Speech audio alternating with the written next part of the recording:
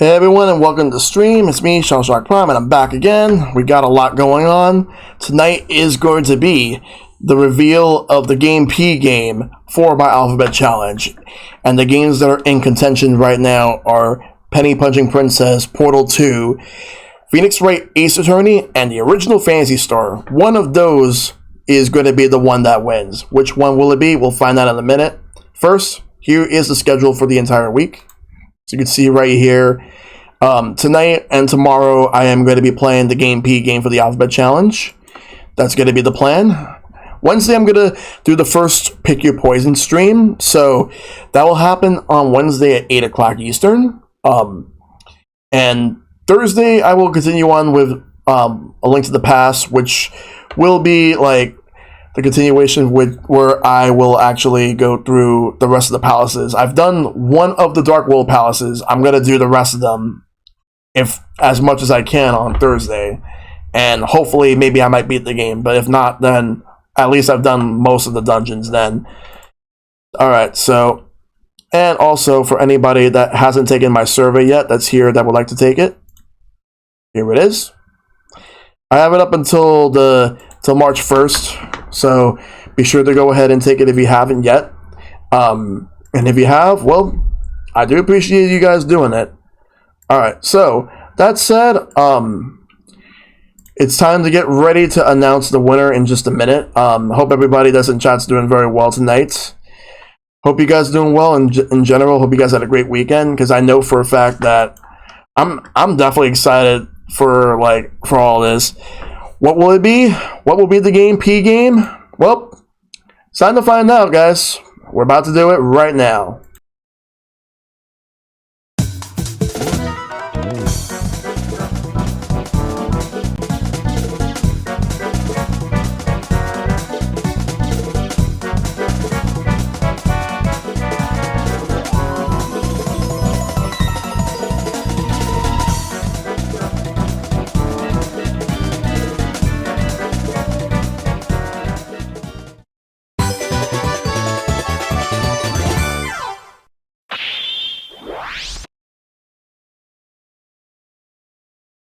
Yep, Phoenix Wright Ace Attorney is the winner. That is the one. And yes, Ice Pick, that was I wanted to go with a more Mario Party feel, and I feel that that was from Mario Party 4 specifically. I wanted to do something a little more tense, but still a bit get to the point of it. So I decided to go with Mario Party. But yeah, what's going on, everyone coming in? Hey, Okai Fern, Dragon Heaven, Mel needs a name. You're not interested in this game? Sorry, Kevin. But it is what it is. So here are the results for the poll. Alright, so Ace Attorney, Phoenix Wright Ace Attorney had 18 votes. Portal 2 had about 11 votes. Phantasy Star had 4, and Penny Punching Princess only had 2. He only had 2 votes, though. But regardless, I do appreciate everybody that has voted in general. Because I'm definitely looking forward to playing Phoenix Wright Ace Attorney. This will be the first one that I'm gonna do. I will eventually do the other games in the series. Right now I'm just bringing up Ace Attorney on my menu. You accept this? All right. Well, I'm glad you do. Alright, so let me go ahead and I'm going to start right now. No breaks just yet. I'm just going to start right now. Let me just go ahead and edit the title to add Phoenix Wright.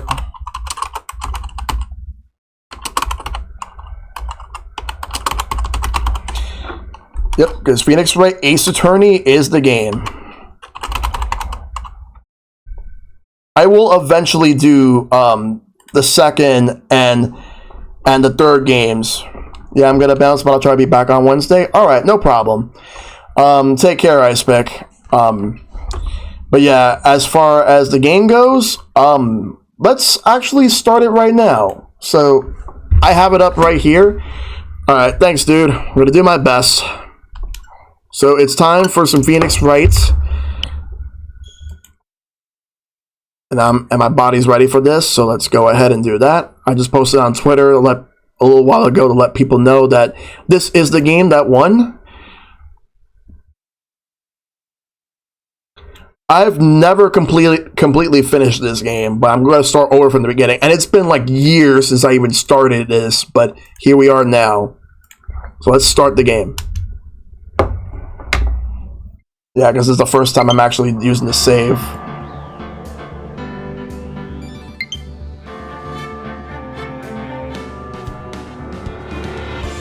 Alright. So, here it is. Phoenix Wright, Ace Attorney. We finally got these games back in 2005 on the DS after being in Japan only for a while. And then like they were ported to the Wii, they were ported to 3DS, mobile phones, and now it's on like practically all the modern platforms. Obviously I'm playing the Switch versions of these games. Alright, let me just check how the volume is here. Okay, the volume is fine. Alright. Text skip, adjust, alright. I will put off. Actually, I'll do single box skip if needed. Screen shake. I will have screen shake on, but if it bothers anybody, I'll turn it off. Vibration on. Text box. Transparency. I will put it low, and I'll have it on English, of course. All right. Just wanted to make sure I had all that together. Alright, so it's time to get ready to start off with Phoenix Wright Ace Attorney. We're going to do the trilogy right now. Well, just the first game of the trilogy. Alright, so as you can see right here, you do have all three games. We're doing the original. Episode 1, the first Turnabout. We're going to play this. Let's go.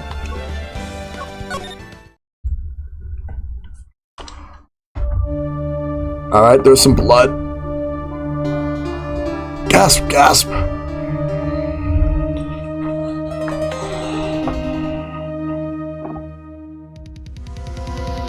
Damn it! Why me? I can't get caught. Not like this. I've got to find someone to pin this on. Someone like him. I'll make it look like he did it.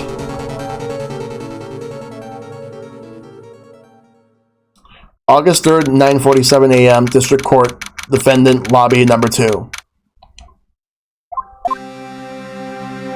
Boy, am I nervous. Right. Oh, hiya, Chief. Whew, I'm glad I made it on time. Well, I have to say, Phoenix, I am impressed. Not everyone takes on a murder trial right off the bat like this. It says a lot about you, and your client as well. Thanks. Actually, it's because I owe him a favor. A favor? You mean you knew the defendant before this case? Yes. Actually, I kind of owe my current job to him. He's one of the reasons I became an attorney. After you played through the whole trilogy, watch the anime version if you want. Alright. Well, that's news to me. I want to help him out any way I can. I just really want to help him. I owe him that much. It's over. My life, everything, it's all over. Is that your client screaming over there? Yeah, it's him. Death, despair. Oh, I'm gonna do it. I'm gonna die. It sounds like he wants to die. Yeah. Nick. Hey there, Larry. Dude, I'm so guilty. Tell them I'm guilty. Give me the death sentence. I ain't afraid to die. What? What's wrong, Larry? Oh, it's all over. I'm finished. Finished. I can't live in a world without her. I can't. Who took her away from me, Nick? Who did this? Oh, Nick, you gotta tell me. Who took my baby away? The person responsible for your girlfriend's death? The newspapers say it was you. My name is Phoenix Wright. Here's the story. My first case is a fairly simple one. A young woman was killed in her apartment. The guy they arrested was the unlucky sap dating her. Larry Butts, my best friend since grade school. Our school had a saying, when something smells, it's usually the butts. In the 23 years I've known him, it's usually been true. He has a knack for getting himself in trouble. One thing I can say, though, it's usually not his fault. He just has terrible luck. But I know better than anyone that he's a good guy at heart. That and I owe him one, which is why I took the case, to clear his name. And that's just what I'm gonna do. August 3rd, 10 a.m., District Court, Courtroom number 2. Here we go. Court is now in session for the trial of Mr. Larry Butts. The prosecution is ready, Your Honor. The defense is ready, Your Honor. Mr. Wright, this is your first trial, is it not? Yes, Your Honor. I'm, a little nervous. Your conduct during this trial will decide the fate of your client. Murder is a serious charge. For your client's sake, I hope you can control your nerves. Thank you, Your Honor. Yep, Matt, this is the one that won. I'm finally getting to do this. I am so happy, dude. Mr. Wright, given the circumstances, I think we should have a test to ascertain your readiness. Yes, Your Honor. Gulp. Handshake. Eyesight fading. Whoever gives their child a last name like Butts deserves to go to court. Damn. The test will consist of a few simple questions. Answer them clearly and concisely. Please state the name of the defendant in this case. Larry Butts. Shellshock audiobook. The defendant? Well, that's Larry Butts, Your Honor. Correct.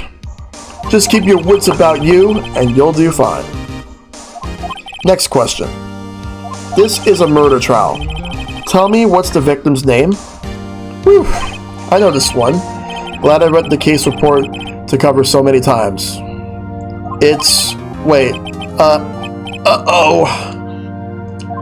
No way. I forgot. I'm drawing a total blank here. Phoenix, are you absolutely sure you're up to this? You don't even know the victim's name? Oh, the victim. Of course, I know the victim's name. I, just forgot, temporarily. I think I feel a migraine coming on. Look, the victim's name is listed in the court record. Just press the R button to check it at any time, okay? Alright, Cindy's autopsy report. Well, obviously the name is Cindy. Cindy Stone. Alright, so let's go back. Remember to check it often. Do it for me, please. I'm begging you. Mr. Wright, who is the victim in this case? It is Cindy Stone. The victim's name is Cindy Stone. Correct. Now, tell me, what was the cause of death? She died because she was...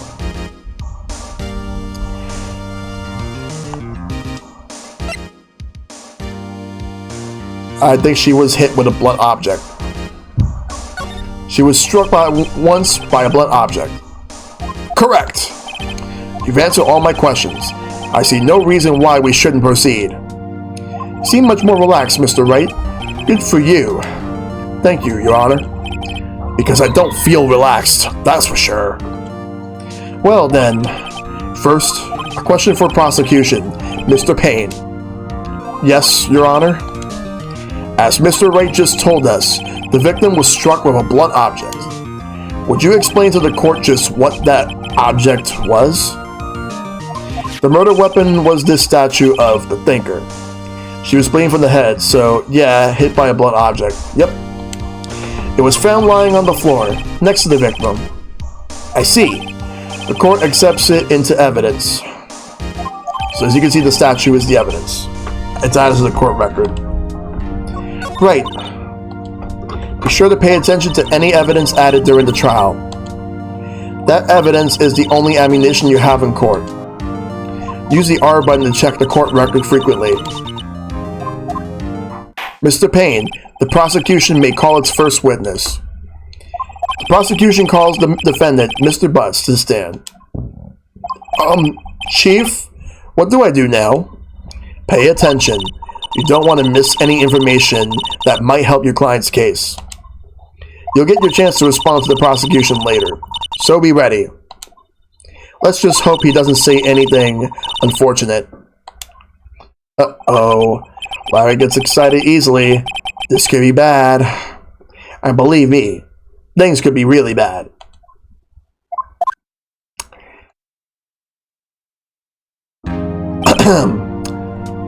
Mr. Butts, is it not true that the victim had recently dumped you? Hey, watch it, buddy! We were great together! We were Romeo and Juliet, Cleopatra, and Mark Antony. Didn't they all die? I wasn't dumped! She wasn't taking my phone calls. Or seeing me. Ever. What is it to you, anyway? Mr. Butts, what you described is generally what you mean by dumped. In fact, she had completely abandoned you and was seeing other men. She had just returned from overseas with one of them the day before the murder. What do you mean, one of them? Lies! All of it! Lies! I don't believe a word of it! Your Honor, the victim's passport. According to this, she was in Paris until the day before she died. The passport has been added to the court record. Indeed, she appears to have returned the day before the murder. Dude, no way! The victim was a model, but did not have a large income. It appears that she had several sugar daddies. Daddies? Sugar?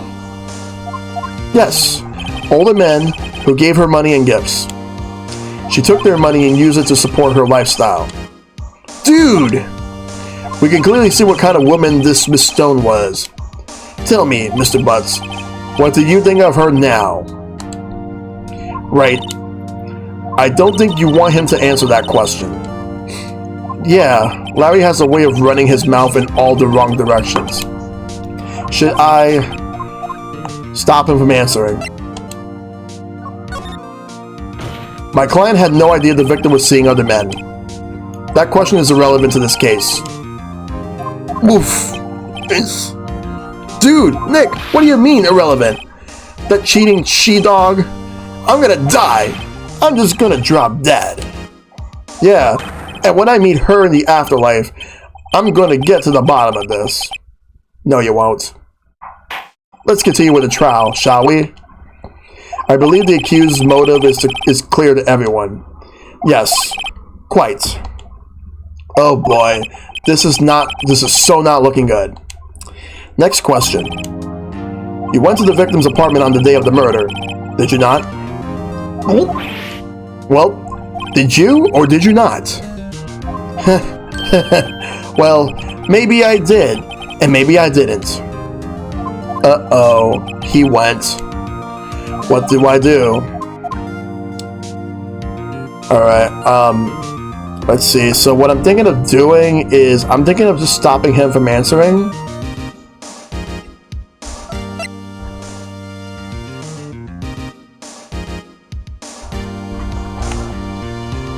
Yo, Eggs, what's going on, dude? Yeah, this is the game that won the game, people. I'll send him a signal. Lie, like a dog. Well, see, it's like this. I don't remember. I'm just playing the first game for this challenge. I will eventually play the other two at some point. You don't remember? Well then, We'll just have to remind you. I got a bad feeling about this.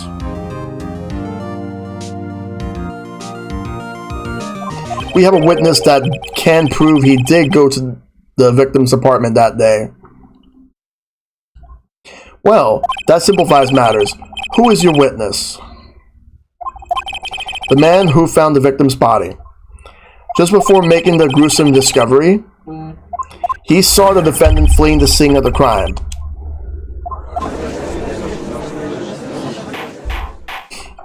Order! Order in the court!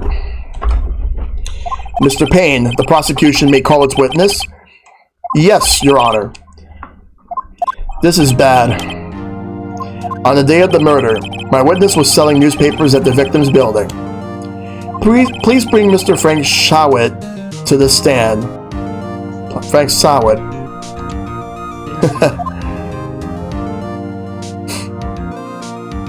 Mr. Shawit, you sell newspaper subscriptions, is this correct? Oh yes, newspapers, yes. Mr. Shawit, you may proceed with your testimony. Please tell the court on what you saw the day of the murder.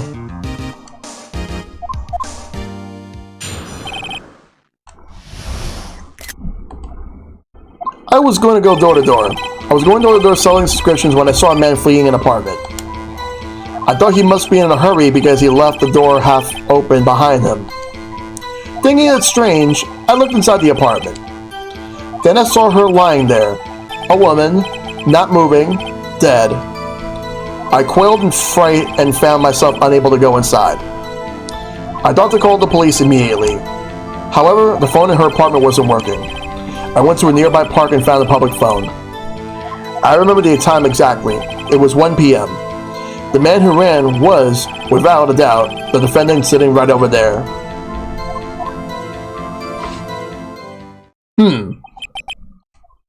Larry, why didn't you tell the truth? I can't defend you against a testimony like that. Incidentally, why wasn't the phone in the victim's apartment working? Not exactly. I've started the series years ago, but never finished it. So I never finished this game, which is why I never really moved on beyond this one. And this was like 10 years ago. Your Honor, at the time of the murder, there was a blackout in the building. Aren't phones supposed to work during a blackout? Yes, Your Honor. However, some cordless phones do not function normally. The phone that Mr. Sawit used was one of those. Your Honor, I have a record of the blackout for your perusal. Pursual. It's the blackout record. That's going to be part of the court record right now. So, there we go. Now, Mr. Wright. Yes, Your Honor. You may begin your cross-examination. Cross-examination, Your Honor? Alright, Wright, this is it. The real deal. What exactly am I supposed to do? Why, you exposed the lies in the testimony the witnesses gave. Lies? What? He was lying? Your client is innocent, right? Then that witness must have lied in his testimony. Or is your client really guilty? How do I prove he's not? You hold the key. It's in the evidence. Compare the witness's testimony to the evidence at hand. There's bound to be a contradiction in there. First, find contradictions between the court record and the witness testimony. Then, once you've found the contradicting evidence, present it and rub it in the witness's face. Okay. Open the court record with the R button, then point out contradictions in the testimony. Time for the cross-examination. Let's do this. I was going door to door selling subscriptions when I saw a man fleeing an apartment. Alright. Let's move on like as it is. I thought he must be in a hurry because he left the door half open behind him. Thinking it's strange, I looked inside the apartment. Then I saw her lying there, a woman moving, not dead. I quailed in fright and found myself unable to go inside. Does he have anything more to say, or I'm gonna see if he has anything more to say, and if he does, then that will determine what I'm gonna do and how I do it. Otherwise, if it turns out he doesn't, then we'll see what happens. I'd have to call the police immediately. However, the phone in her apartment wasn't working. It obviously seems like it's odd. I went to a nearby park and found a public phone. I remember the time exactly. It was 1 p.m. Let's take a look at something. I wanna check something. Oh, no, that's not it. Present. I want to take a... Alright, so let's see. I got... For the evidence pile, I have attorney's badge, the autopsy report, statue, passport, and blackout record. I'm gonna take a look at two things. Let's start off with the autopsy report. Actually, no. Let's look at the blackout record.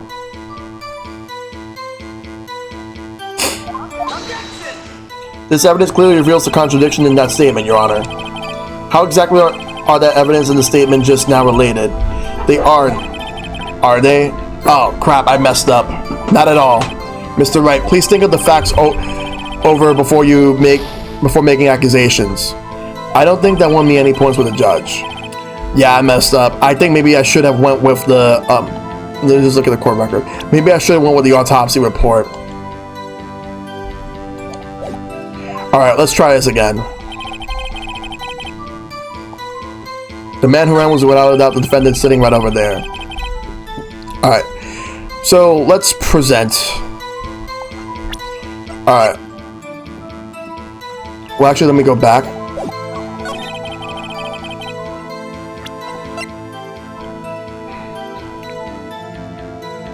Let's present this. You found the body at 1 p.m. You sure? Yes, it was 1 p.m. for certain. Frankly, I find that hard to believe. Your statement directly contradicts the autopsy report. The autopsy notes the time of death at someone after 4 p.m. There was no body to find at 1 p.m. How do you explain this 3-hour gap?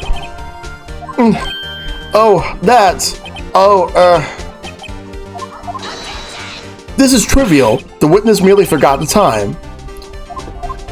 After his testimony, I find that hard to believe. Mr. Sawitz, why were you so certain that you found the body at 1 p.m.?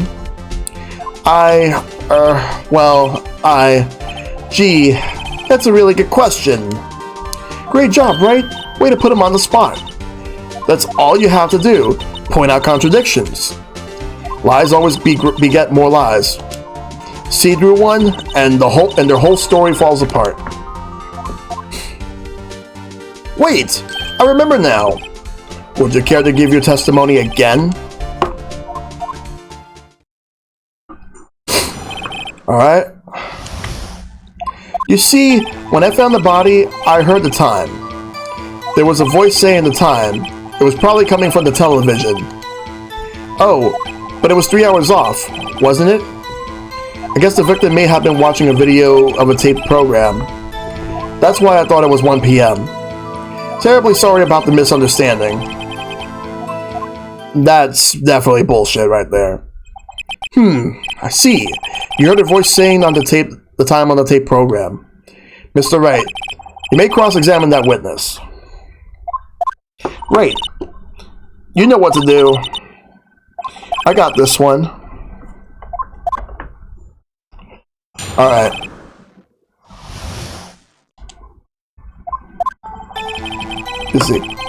Alright, so let's take a look at everything. He says, you see, when I found the body, I heard the time. And then he goes on to saying that, that it must have been coming from the television. But he says something about it being 3 hours off, so let's just keep moving in. And he makes a weird conclusion in which, well, a weird assumption, thinking that, like, he must have been watching a video of a taped program, which is why he thought it was 1 p.m. So I don't buy that for a second. I'm gonna hit present. Let's point out some contradictions. Let's go and present something. All right, so you can see right here. So we've already used the autopsy report, so I don't think that's gonna be what I'm gonna need to do right now. Let's try out the blackout record, because I think that may prove all the BS that this guy is making. So let's go ahead and get this one a shot. If it doesn't work, then I'll try something else.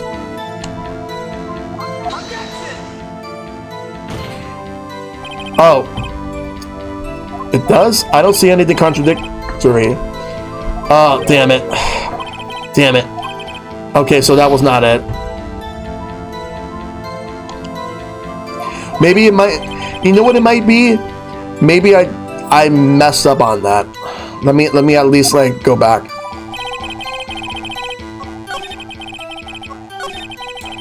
Okay.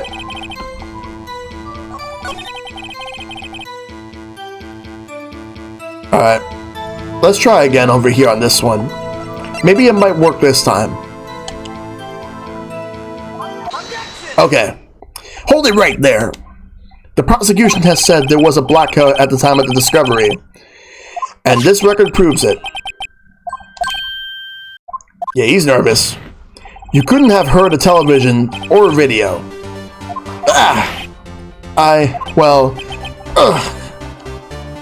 The defense has a point. Do you have an explanation for this, Mr. Sawit? No, I find it quite puzzling myself. Quite. Yeah, he knows that people are calling him out on his bullshit, so... Wait! I remember now! Mr. Sawit, the court would prefer to hear an accurate testimony from the very beginning.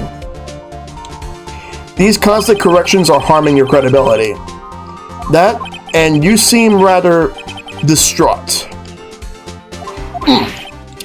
My apologies, Your Honor. It must have been the shock of finding the body. Very well, Mr. Sawit. Let's hear your testimony once more, please. Now we got another witness testimony. Let's see where he goes. Actually, I didn't hear the time. I saw it. There was a table clock in the apartment. Wasn't there? Yeah, the murder weapon. The killer used it to hit the victim. That must have been what I saw. That's definitely not true. I know what the murder weapon was. You saw a clock? I guess that would explain it. The defense may cross-examine the witness. Gladly. Alright. Actually, I didn't hear the time. I saw it. There was a table clock in the apartment, wasn't there? Yeah, the murder weapon. The killer used it to hit the victim. Nice try. No, that's not it. I'm just gonna stop you right there. Wait just a moment. The murder weapon wasn't a clock. It was the statue.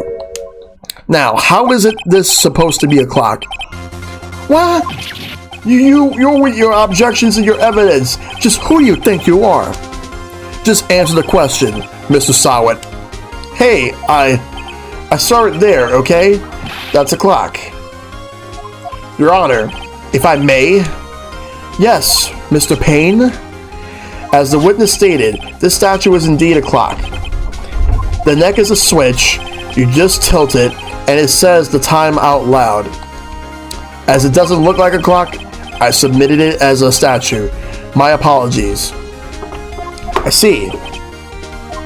So, the murder weapon was a table clock after all. Well, Mr. Wright, it appears that the witness testimony was correct. This is a clock. Do you have any problems with this testimony now? Yes, I do. I actually do have a problem with this. Your Honor, there is a gaping hole in the witness testimony.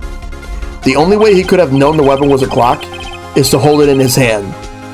Yet the witness testified that he never entered the apartment. Clearly a contradiction. Indeed. The witness knew it was a clock because he went, I guess he went to the apartment. You're lying. You were inside the apartment on the day of the murder. Oh yeah? Prove it. Prove I went in there. I'll do better than that. I can prove you were the one who killed her. You struck her with the clock, and the shock of the blow triggered the clock's voice. That was the sound you heard. Order in the court. Intriguing. Please continue, Mr. Wright. Yes, Your Honor. Mr. Sawit, the sound must have left quite an impression on you. Understandable, since the murder weapon spoke just as you hit the victim. That voice was burned into your mind. That's why you were so certain about the time. What's the meaning of this? This is all baseless conjecture. Baseless? Just look at the witness' face. Would the witness care to elaborate? Did you strike the victim with the clock? That day, I never. Look, the clock, I heard, no, I mean, I saw, Shut up, I hate you! It was him, I tell you, I saw him. He killed her, and he should burn, give him death. Order in the court, I say. Your Honor, a moment, please. There isn't a shred of evidence supporting the defense's claims. Mr. Wright, Your Honor? You claim the sound of the witness heard came from the clock. Do you have any evidence? The whole case is riding on this. I better think it through carefully. Your Honor, the sound of Mr. Solid heard was definitely this clock. A fact which is clear if you simply... I'm thinking you have to try sounding the clock on this one. If that's not it, then I'm going to go with examine the clock's batteries. So I'm going to go with try sounding the clock first. Let's sound the clock now, here in this court. Your Honor, may I have the clock? I ask the court to listen very carefully. Beep. I think it's 8:25. That certainly is a strange way to announce the time. Well, he is the thinker after all. So, we've heard the clock. What are your conclusions, Mr. Wright? Mr. Payne, can you tell me what time it is now? It's 11:25. Ach. As you can see, this clock is exactly 3 hours slow. Precisely the discrepancy between what Mr. Sawit heard and the actual time of death. So, Mr. Sawit, try to talk your way out of this one. Ha! Ha ha ha! You forgot one thing. Uh-oh. What's he talking about now? While it may seem like that clock is running 3 hours slow, it proves nothing. How do you know it was running 3 hours slow on the day of the murder? If you can't prove that, you don't have a case. He's right. How am I going to prove that? Damn it, I was so close. Mr. Wright, it seems you lack the critical evidence to support your claim. Yes, Your Honor. This means I cannot let you indict the witness. Unfortunately, this ends the cross-examination of Mr. Frank Sawit. I come all the way down here to testify, and look what happens. Objection! What's up? Hey, Game Cam Miller, what's going on, dude? Hope you're doing very well tonight, dude. I'm currently playing some Phoenix Wright as part of my Alphabet Challenge. And this was the one that won the poll, and this is the first stream for it. You treat me like a criminal! A criminal! You lawyers are all slime. Ugh, I almost had him. Sorry, Larry. I fail you. There's nothing I can do about it now. Doing alright, always love these games? Nice. Not so fast, Mr. Sawit. Chief. Listen up, Wright. Don't throw this one away. Not like this. Think. But Chief, it's over. I can't prove the clock was slow the day of the murder. Nobody can prove that. Well, yes. But that doesn't mean you can't still win. Try thinking out of the box. Don't waste time doubting the facts. Assume the clock was 3 hours slow, and think through it. Ask yourself, why was the clock 3 hours slow? Figure out the reason, and you'll have your proof. Right? Can you think of a reason as to why the clock would be 3 hours slow? Yes, I could think. Wait, maybe I can prove it. You must have evidence somewhere that can prove it, right? Find it and let them have it. Well, Mr. Wright, you say the clock was already running slow on the day of the murder? Have you found evidence to support this claim? Of course. There is a piece of evidence in the court record that can prove my claim beyond a doubt. Ha! Tough words. Let's see you pull this one off. Let's see the evidence that proves why the clock was running slow. Alright, well, there is one critical evidence I have yet to have given in. Obviously, it's not the attorney's badge. I've given in the Cindy's autopsy report, the statue, and the blackout. But there's still one key evidence, and that right there is this passport over here. We're going to present this passport to the case, to the court. Take that! The victim had just returned home from abroad the day before the murder. As we all know, the time difference between here and Paris is 9 hours. When it's 4 p.m. there, it's 1 a.m. the next day there. When it's 4 p.m. here, it's 1 a.m. the next day there. The clock wasn't 3 hours slow, it was 9 hours fast. The victim hadn't reset her clock since returning home. That's why the time you heard when you struck her dead in her apartment was wrong. Proof enough for you, Mr. Sawit? Or should I say, Mr. Did It? Ugh. And he is, he's down. Order, I say. Well, this case has certainly turned out differently than we all expected. Mr. Payne, your witness? He was arrested and has been taken away, Your Honor. Very well. Mr. Wright? Yes, Your Honor. I have to say, I'm impressed. I don't think I've ever seen someone complete a defense so quickly and find the true culprit at the same time. Thank you, Your Honor. At this point, this is only a formality, but this court finds the defendant, Mr. Larry Butts, not guilty.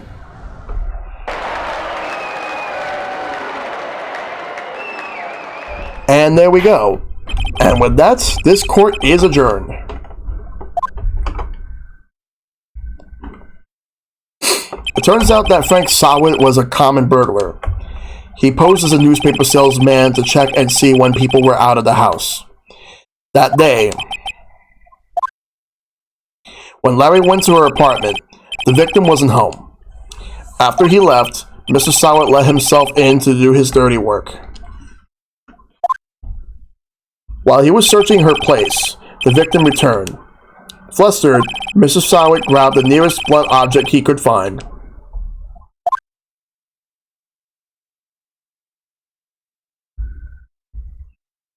August 3rd, 2:32 p.m., District Court, Defendant Lobby Number 2. Woo! I still can't believe we won. Right? Good job in there. Congratulations. Thanks, Chief. I owe it all to you. Not at all. Not at all. You fought your own battles in there. It's been a while since I've seen a trial end on such a satisfying note. I've never seen the Chief looking this happy. If she's this glad, imagine how Larry must feel. My life is over. Larry, you're supposed to be happy. What's wrong now? Aw, Nick. Don't worry about me. I'll be dead and gone soon. Good. Wait, no! I mean, bad, bad, bad! Larry, you're innocent. This case is closed. But my Cindy Wendy's gone, man. Gone forever. Larry, she was nah, never mind. Congratulations, Harry. Harry? Yes, you. I can practically see the headlines now. Harry Butts. Innocent. Thanks. I really owe you one. I won't forget this ever. Let's celebrate. Dinner? Movie? My treat. Oh no, I couldn't. Hey, I was the one who got you off the hook. Oh, hey. Alright, thanks for the look, Enigma. Here, take this. It's a present. A present? For me? Wait, wasn't this the evidence that... Actually, I made this clock for her. I made one for her and one for me. Really? You made this? Well, thank you. I'll keep it as a memento. Yo, Nick. Can you believe it? I was so into that chick. And she was just playing me for a fool. Don't that make you want to just cry? Larry. Are you so sure? Squeeze me? I think she thought quite a lot of you, in her own way. Nah, you don't gotta sympathize with me. It's okay. Oh, I'm not just sympathizing, really. Isn't that right, Wright? Don't you have something to show your friend? Something that proves how she felt about him? Huh? Oh, yeah, right. What the heck is she talking about? Alright.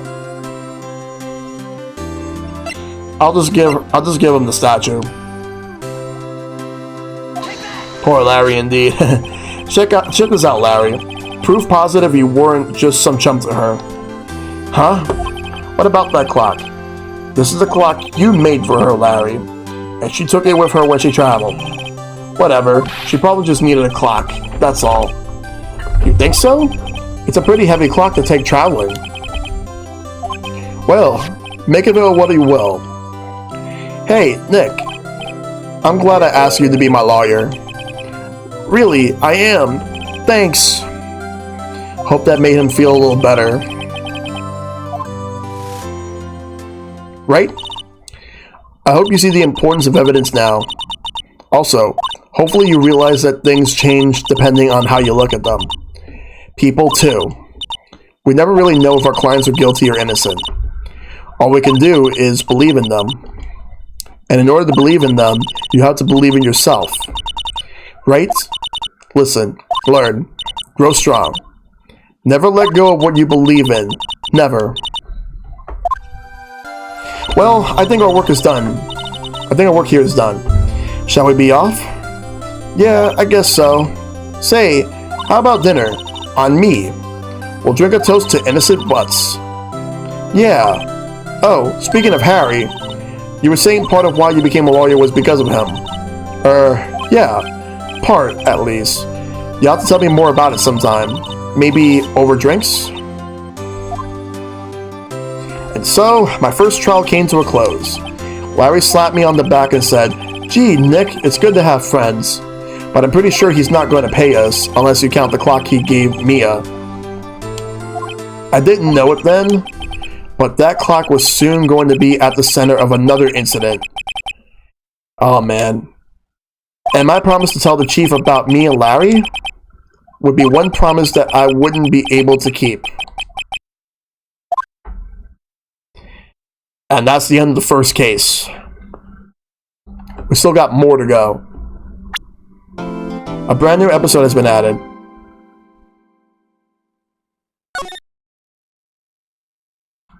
Oops, I didn't mean to do that. Alright, save your progress up to this point? Yes.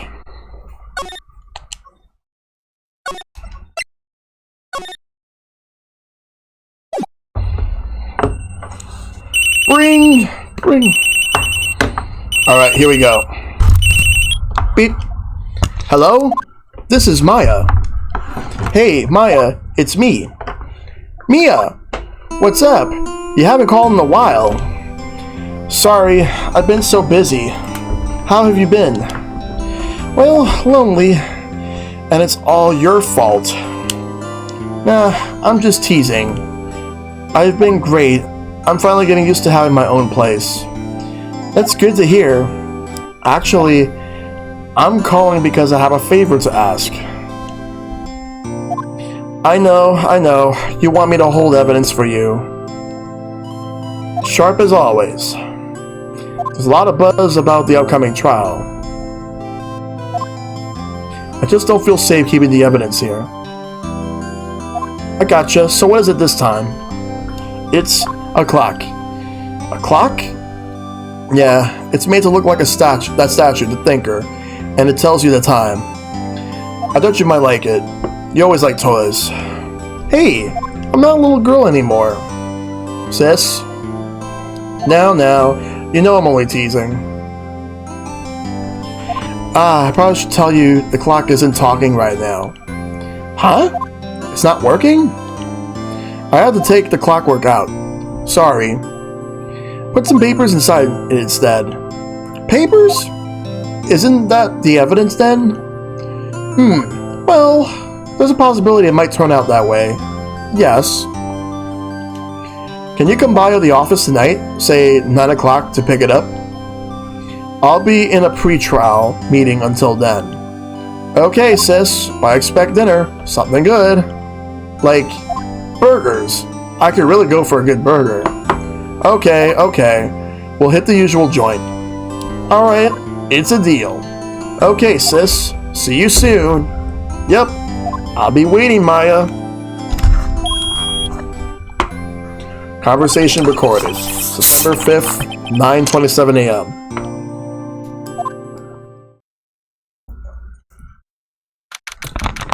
September 5th, 8:57 p.m.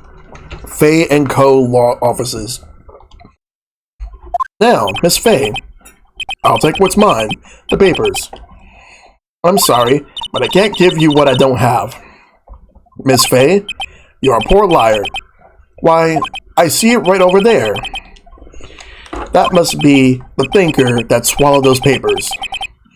How could you know? Ho, you're not configurous of my background? Gathering information is my business, you see. I should have been more careful. Ho. My dear Miss Fay, I'm so very sorry, but I'm afraid I must ask you for one more thing. Your eternal silence. Farewell, Miss Fay.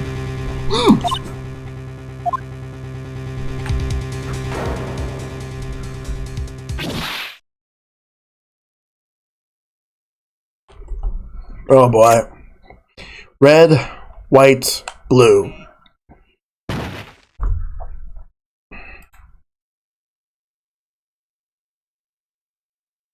September 5th, 9:08 p.m. Fay & Co. Law Offices. Uh-oh, I'm late. Huh? That's strange. Guess the chief left without me.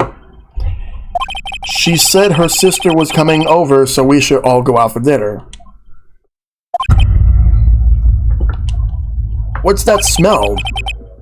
Blood? Mia! Maybe she's in her office. Let's examine. Oh, no, actually, I smell blood. I can't be good. I have to check to see if Mia, the chief's okay. Let's go to the office. That smell. Blood. Sis! Someone's there. Chief! Chief! Chief!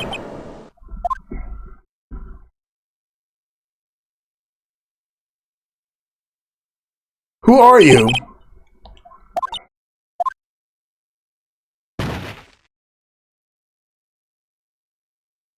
The strange girl dropped out cold. I left her lying on the office sofa.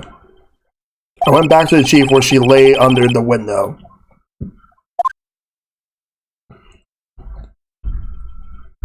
Her body was still warm. I could feel it when I held her shoulder.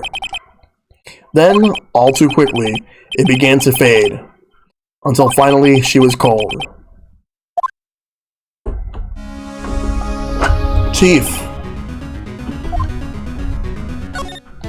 Chief. It's hard seeing her like this, but are there any clues here?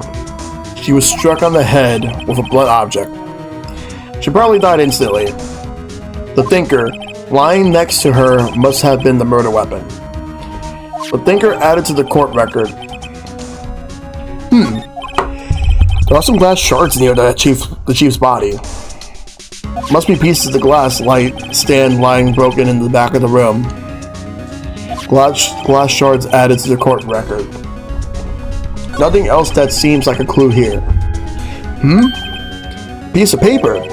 Must have fallen from Mia's hand. What could it be?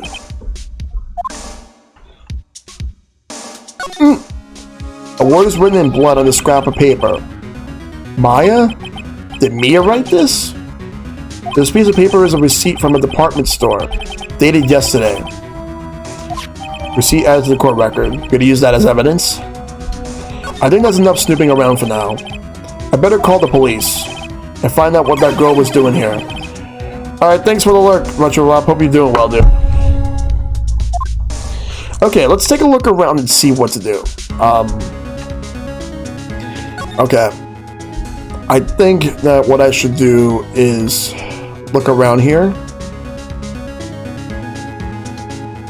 We'll look at the court record. I have the thinker, I have the glass shards, and I have the receipt that says Maya. Yep, Maya. Okay, let's look around.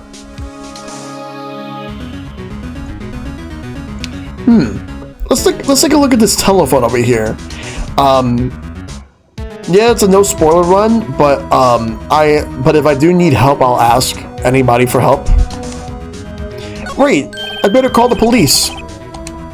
That's funny. A few of the screws on the receiver are missing. It looks like someone was halfway through taking it apart. Police! Please, come quick! What was that? Someone screamed from outside the window. She's staring right at me. She's holding a phone in her hand.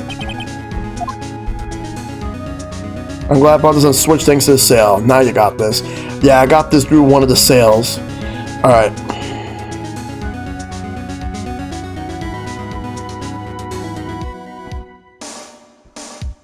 Alright. Let's move out of this area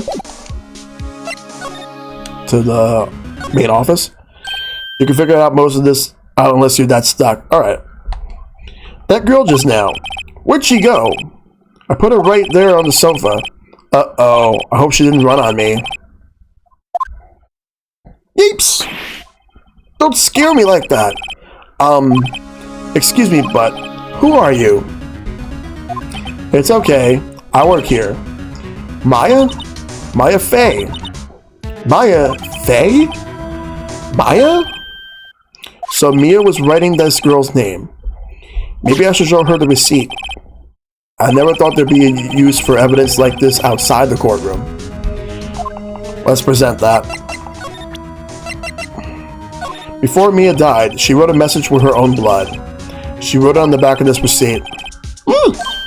That's my name! Why? Why would she write my name? Please, just calm down. Why would sis write my name? Uh-oh. Now I've done it. Oh boy. The police. Sounds like they're coming this way. Freeze! Police! Oh boy. Alright, I'm Detective Dick Gumshoe. See? Gumshoe, what an odd name. We received a report from the building across the way, see? Got a person saying that it saw a murder. It must have been that woman I saw. Must have been a woman I saw. Anyway, I don't want either of you moving 1 inch. Okay? Great. Just great. Maya, wait. She wouldn't have. Nah. Whoa! Excuse me. Eek! This word Maya here mean anything to you? That's my name. What?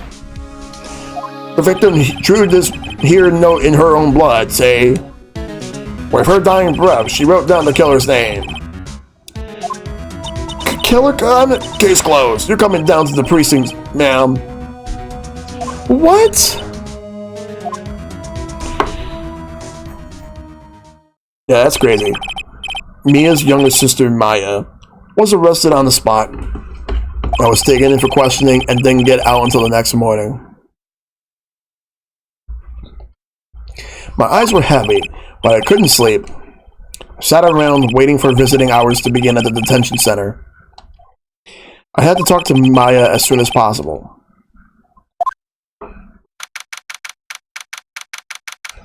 Alright, so now here we are, the next day, where we're at the detention center, September 6th, 9:07 a.m., visitor's room. Alright, it is definitely an odd name. Lots of puns. I guess there's a bunch of puns here. Wow, they'll have poor Maya locked up in a criminal.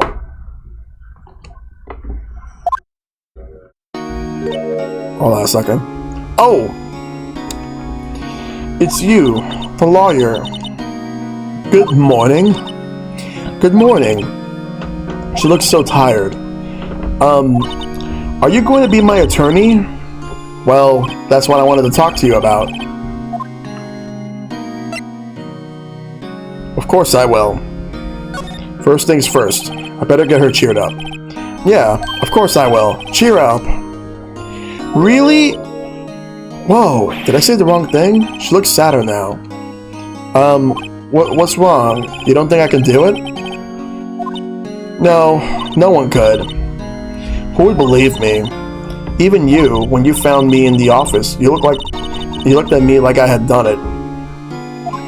Did I look at her like that? No, I never thought. It's okay. I understand. And I've also heard about you. Heard? Heard what about me? I was talking to my sister on the phone the other day.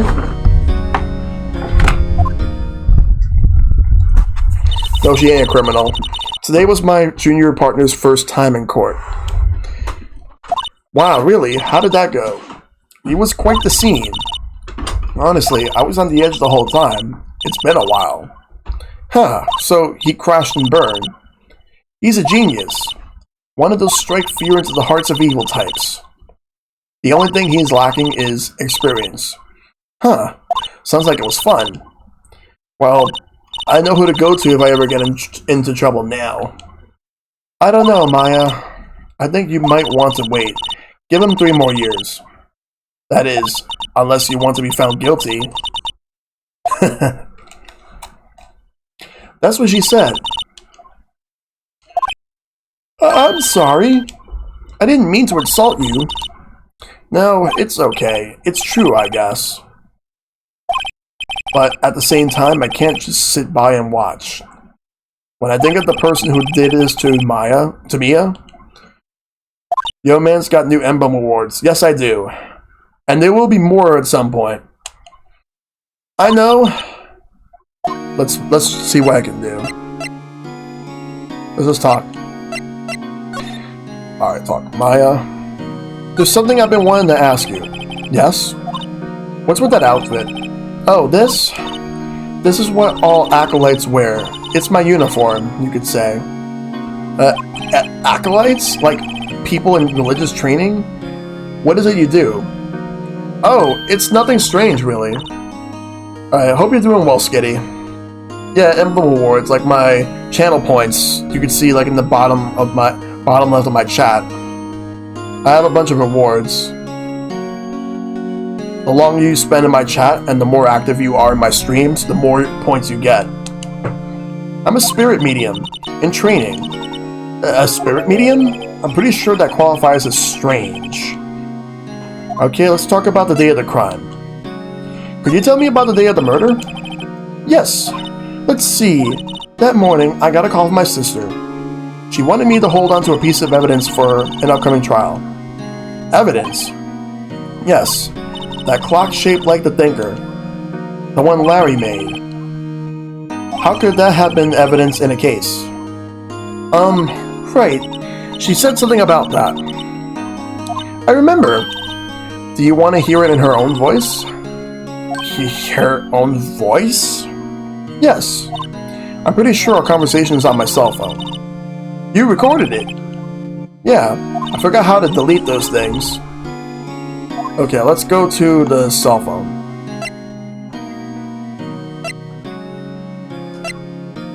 So, you say you have a conversation with your sister on your cell phone. Let's hear it. Right. Oh. I just remembered. That detective took my cell phone. Sorry. Oh, right. Of course. Next time I see Detective Gumshoe, I'll ask him for it. I'll write you a note so you don't forget. Okay? Yep, that thinker better be thinking. And that's a nice emo too. Sure, thanks. I got Maya's memo added to the court record. Alright, so next up we will go and use spirit mediums. So you're an acolyte, or medium in training. That's right. The Fae family, especially the women, have always been very sensitive to the spirit world. Wait a second, you said the Fae family? So, Mia was into this stuff too? Of course. She left the mountain to follow her career, she said. Her powers were first class, too. I had no idea. Wait. What? So, you're a real, honest-to-goodness spirit medium? With ESP and all that? Yes, in training. Well, can't you contact Mia's spirit then? You can just ask her who killed her. I'm sorry. I'm still in training. I couldn't do something on that level. I thought that would be too easy. Something the matter? I was wondering, could I ask you a favor? This is the address of the famous lawyer. My sister gave me this a long time ago. She said if I was ever in trouble, I should call him. And, well, I'm in trouble. Do you think you could go ask him to represent me? I'll accept. Sure, why not? I'll go ask. Thank you so much! I have no one else to turn to. Say, what about your parents? I see. Don't worry. Leave it to me. Thank you. The trial's tomorrow at 10 o'clock. What? Tomorrow? Tomorrow. What if this guy refuses? They told me that if I don't find one, the state will pick an attorney to defend me. When will that happen? They're giving me until 4 this afternoon. And visiting hours are almost up. I better hurry. Right. I'll be back. Alright, so we're gonna go and let's move.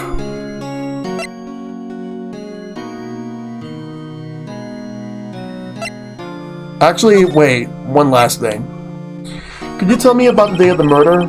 Sorry, I know it must be hard. No, it's okay. All I've been doing is the last few hours is talking about it. I kinda gotten used to it. Let's see. That morning I got a call from my sister. She wanted me to hold on to a piece of evidence for an upcoming trial. That's the Thinker clock that Larry made. It practically qualifies as a serial murder by now. So then, when did you arrive at the office? It was right around 9 o'clock. The lights were off, and I could smell blood. Then I found her, my sister. Thanks, Maya. That's all I need to hear for now. Alright, so now we're gonna move. Okay, so we don't need to go back to Faye and Co law offices at the moment. So let's go to a new area. Grossberg Law Offices. September 6th. Grossberg Law Offices. According to the receptionist, the big boss is out. She couldn't say when he'd be back. It must be hard to keep track of everything when you're a famous lawyer. Not to mention, run an office like this. I guess I'll just have to come back later. Alright, let's examine a bit. Expensive-looking mahogany bookshelves filled with expensive-looking books. Funny. They don't look like they've ever been read.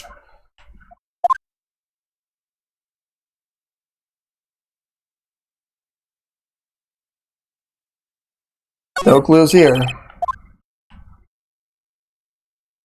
I don't think there's really anything here for now, so I might have to come back when the time is right. Move. Guess maybe we do have to go... Alright. Don't need to go to detention center. One of the people's going back to Rockefeller Center. Most likely the beginning of March.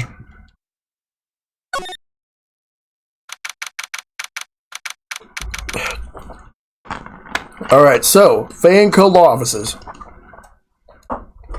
Yeah, miss you too, dude. The office is filled with police officers. They're all busily searching for clues. Hey, you there! This is a crime scene, pal. No trespassing. Sorry. Don't I know you from somewhere? Wait, you're that Butts guy, aren't you? No, Phoenix Wright. How could anyone mistake me for Larry? I guess I got the wrong name, Mr. Wright. Sorry about that. That Butts guy, he was a killer. And you're no killer, right? He was proven innocent. Right, and you were... Detective Gumshoe. Gumshoe, wasn't it? Dick Gumshoe? Right, at your service. Hang on, what's Detective Gumshoe to you, pal? Anyway, get the name right. Don't go calling me Dick. Hey, Dick, get over here. Yes, sir. Be right there. You her lawyer, right, pal? You got business here? You better do it quick. Whew, he thinks I'm Maya's lawyer. Alright, let's examine a bit. Actually, let's talk. Talk about Mia? About Miss Faye. Did you do an autopsy? You want to know the results, eh? Now don't you look at me like that, pal. It's no use. She might have been your boss, but that doesn't mean you get any special treatment. Alright. You can see the report, but that's all. So I got the autopsy report, which will be added to the court record. Alright, let's talk about Maya.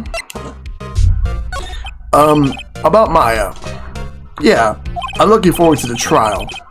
Sorry, pal, but this is one trial you aren't going to win. Why? Why do you say that? The city's put prosecutor Edgeworth on the prosecution. Edgeworth. I'm sure you know that means that you being a lawyer and all. Prosecutor Edgeworth. That's right, pal. Mr. Miles Edgeworth himself. Wait. You do know him, don't you? I know him. He's a feared prosecutor. He doesn't feel pain. He doesn't feel remorse. He won't stop until he gets his guilty verdict. Aw, don't talk about him that way. You make him barely sound human. Still, I'm afraid this pretty much decides the case. So, Edgeworth is on this one. He hasn't lost a case since he became prosecutor at the incredibly young age of 20. Of course, there are rumors of back alley deals and forged evidence. All I know for sure is that Edgeworth hates crime with an almost abnormal passion. I never imagined I'd be facing him so soon. Well, I guess that's it for this part. But wait.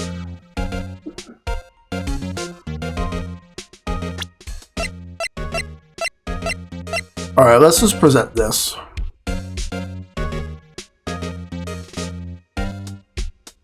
Wait, or no.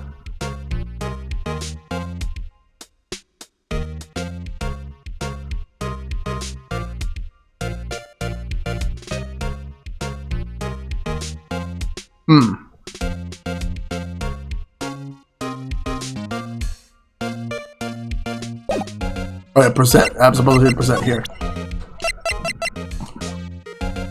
I was wondering, did you see Maya Faye's cell phone? Oh, that. I have that. Do you think you can give it back? Sure, I mean, wait a second, pal. Tricky lawyer? Uh-oh, he's on to me. Alright, I will tell him straight. If I tell him why I want it, there's no way he'll give it to me. Something the matter? Oh, no, it's just, you know, detective. Nope, I know nothing, pal. That cell phone has a lot of numbers on it, like her boyfriend's. A cell phone holds all the little girl's sweetest and spiciest secrets. You're trying to confuse me. Sorry, pal. I already checked all the numbers in memory. Impressive. You're quite the detective.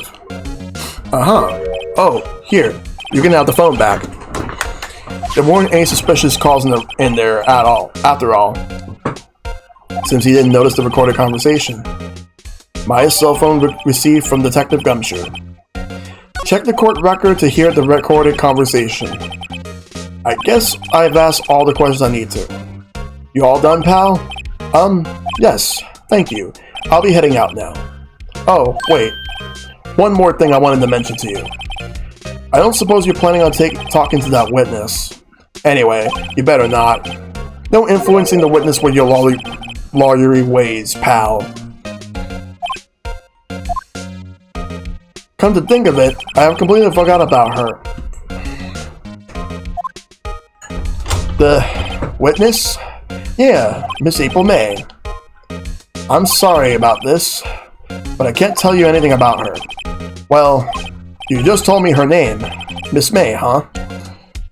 So, you sent her home already then. You're trying your lawyery tricks on me now? She's not to go outside her room until the trial. So, she's still in the hotel across the way. I guess I should know better than to try to get a detective to leak information. You got that right, pal. Time to pay a visit to Miss May. Alright, we're gonna go and move.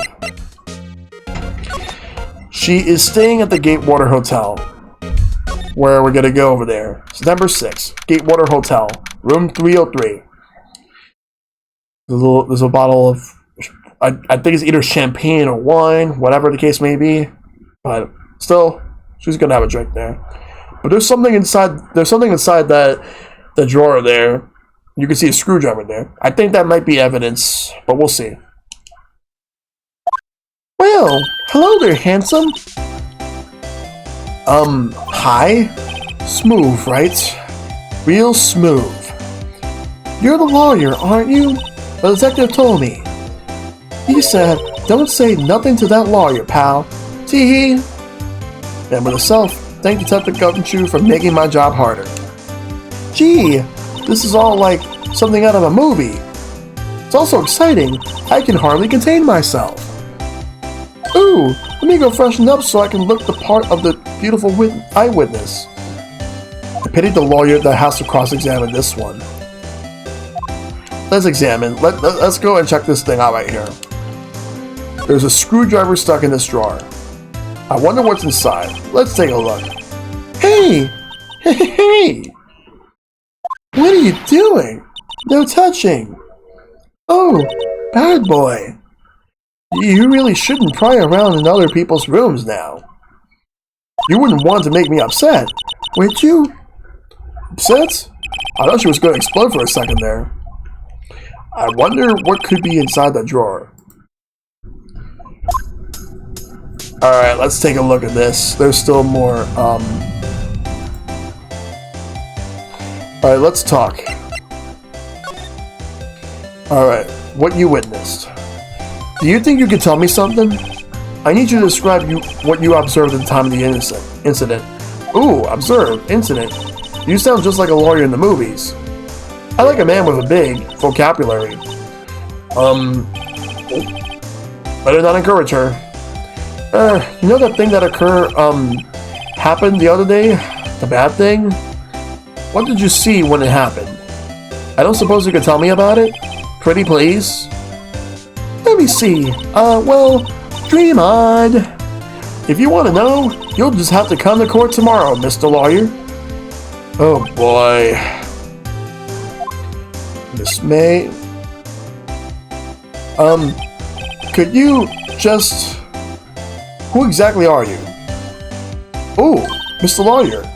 Are you hitting on me? No. Hey, I'm just doing my job here. Tee-hee. You know, you're cute when you blush. Believe me, this is the first time in my life I've blushed this much. April, last name O'Neill. And a feisty one too.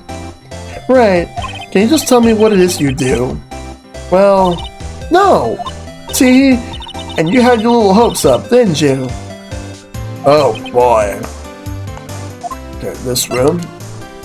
I see there are 2 glasses on the table. Someone staying here with you? Ooh! What amazing powers of observation! You must be one of those famous detectives, like on television. Oh, no, not me. I'm, just a lawyer. See, Mr. Big Detective, why don't you go look for clues in the garbage? Miss May doesn't like nosy little lawyers. Oh boy. Okay, well, there's nothing left here. Let's get out. We're gonna move. Alright. Let's go back to the law offices of Grossberg. Seems like Mr. Grossberg is out. Well, maybe I should just wait here for him to come back. That wasn't the most over-the-top clearing of the throat I've ever heard. Aha! So you're the one they say has been looking for me. Yes, that's me. He even looks grander than I imagined. That badge on your collar. Ah, so you're a lawyer, are you now? Yes. Well, yes. And what do you want? I'm not particularly busy these days. Please proceed. Not busy? Then how come no one can get in touch with you? Something the matter? You came to see the one and only Marvin Grossberg? Did you not? Well, here I am, boy. What do you want? Out with it. Yeah, basically a detective in disguise. Well, sir, actually, it's about Maya. Maya Fey. Yes, Maya Fey. Go on. Why the strange reaction? Acha-cha. I'm really quite busy here, son. I can't go taking cases on a day's notice. No, it's quite impossible. Wait a second. How did you know the trial was tomorrow? Anyway, I'm afraid it's entirely impossible for me to represent her. Sorry. End of discussion. What's going on? He refused me before you would get a chance to ask him. What do I tell Maya? Let's talk about his refusal. How can you just refuse like that? Please, tell me why you won't take the case. Well, you see, it's just... I'm busy, you see. But the client is Mia Fey's sister. Mia trusted you. She knew her sister would be in good hands. Yes, of course. I know that. However, I'm sorry, but I must refuse. Sorry. Goodbye. Creep. Fine. I don't have time to argue with you anyway. I'll go look elsewhere. Grumble. Think not. Huh? Did you say something? I think not, I said. But what do you mean? I'm terribly, terribly sorry. But I'm afraid that no lawyer worth their salt will take on this particular case. Terribly sorry, my boy. Why? I cannot say. I beg your pardon, but could you leave now? I have nothing more to discuss with you. What's going on here? How do you know Mia Fey? She worked here a long time ago. Quite the apprentice, that one. Learned my techniques in the blink of an eye. She left one day, quite suddenly. She had a mission, you see. A mission? You could see it in her eyes. She followed it with a burning passion, Never looked back. That one. Just a lawyer? Ha! More like what? Oh, wait, that's the thing you already said. Can't be a lawyer from Maya. You lost your boss. Points finger. Let's talk about that painting. That's quite a painting. Ah, you noticed. It's my pride and joy. Impressive, isn't it? Well, isn't it? The color of the sky, the hue of the sea, the weave of the straw hat. It's worth at least 3 million. I have no intention of parting with it, of course. No, I won't sell it. Not even to you. I wasn't interested. It's not for sale. I'm not buying. Jeez. Alright, let's get out. We're gonna go back to the detention center. September 6, 3:42 p.m. Detention Center, Visitor's Room. Hiya! Oh, you're back! Did you find a lawyer? Well, what do I tell her? Well, see, just be honest. I really don't think you should use that guy. He didn't seem that healthy. He was all skin and bones. What really happened? You don't mean he refused to help? I see. I've been abandoned then. What about your family? I only have my sister. My father died when I was very young, and I don't know where my mother is. Don't know? So she could still be alive. The women in my family have been mediums for generations. They say a lot of spiritual powers runs in our blood. About 15 years ago, our family was involved in an incident. There was a man, and he ruined our mother's life. Ruined? After that, she disappeared. Several years after that, my sister announced that she would become a lawyer, and she left the mountain. So, you live by yourself? Yes, I've gotten used to it. Oh, also, I had to become independent, or I would lose my powers. I feel bad for her, all by herself, up on that mountain. Your mother's enemy. So who was this man who, ruined your mother? About 15 years ago, there was an unusual murder case. It made quite a stir. Everyone was talking about it, apparently. The police were running out of leads, and they were getting desperate. Wait, they didn't use a spirit medium, did they? The police convinced my mother to try to contact the victim. Wow, so what happened? Lives by herself, gets paid a small wage. The case was solved, we thought. You thought? The man my mother helped the police capture was innocent. The police consultation with a medium had all been carried out in secret, of course. But a man found out about it and leaked it to the press. He told all the papers that my mother was a fraud, and the media jumped on it big time. My mother, became the laughingstock of the nation. I see. White? Excuse me. White? That was his name. My sister told me. White. Just a little longer before the state-appointed lawyer comes, I guess. 4 p.m. Time's up. What should I do? Do I just leave her and go home?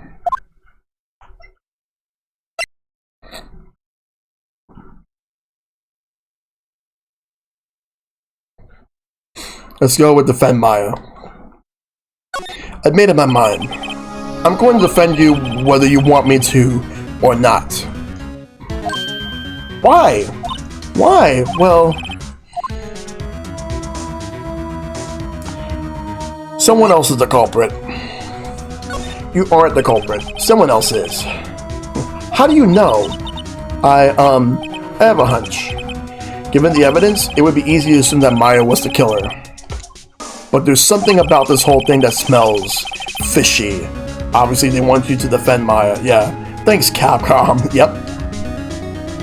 That witness's strange behavior, was that all an act? And the way that lawyer refused to help out Maya. But more than all that, she has no one left to help her. Nothing is more sad or more lonely than that. Oh yeah, it's definitely fishy. I know. I've been there a long time ago. Why did I become a lawyer in the first place? Because someone has to look out for the people who have no one on their side. Maya, I won't abandon you. You can count on me. That's so kind of you.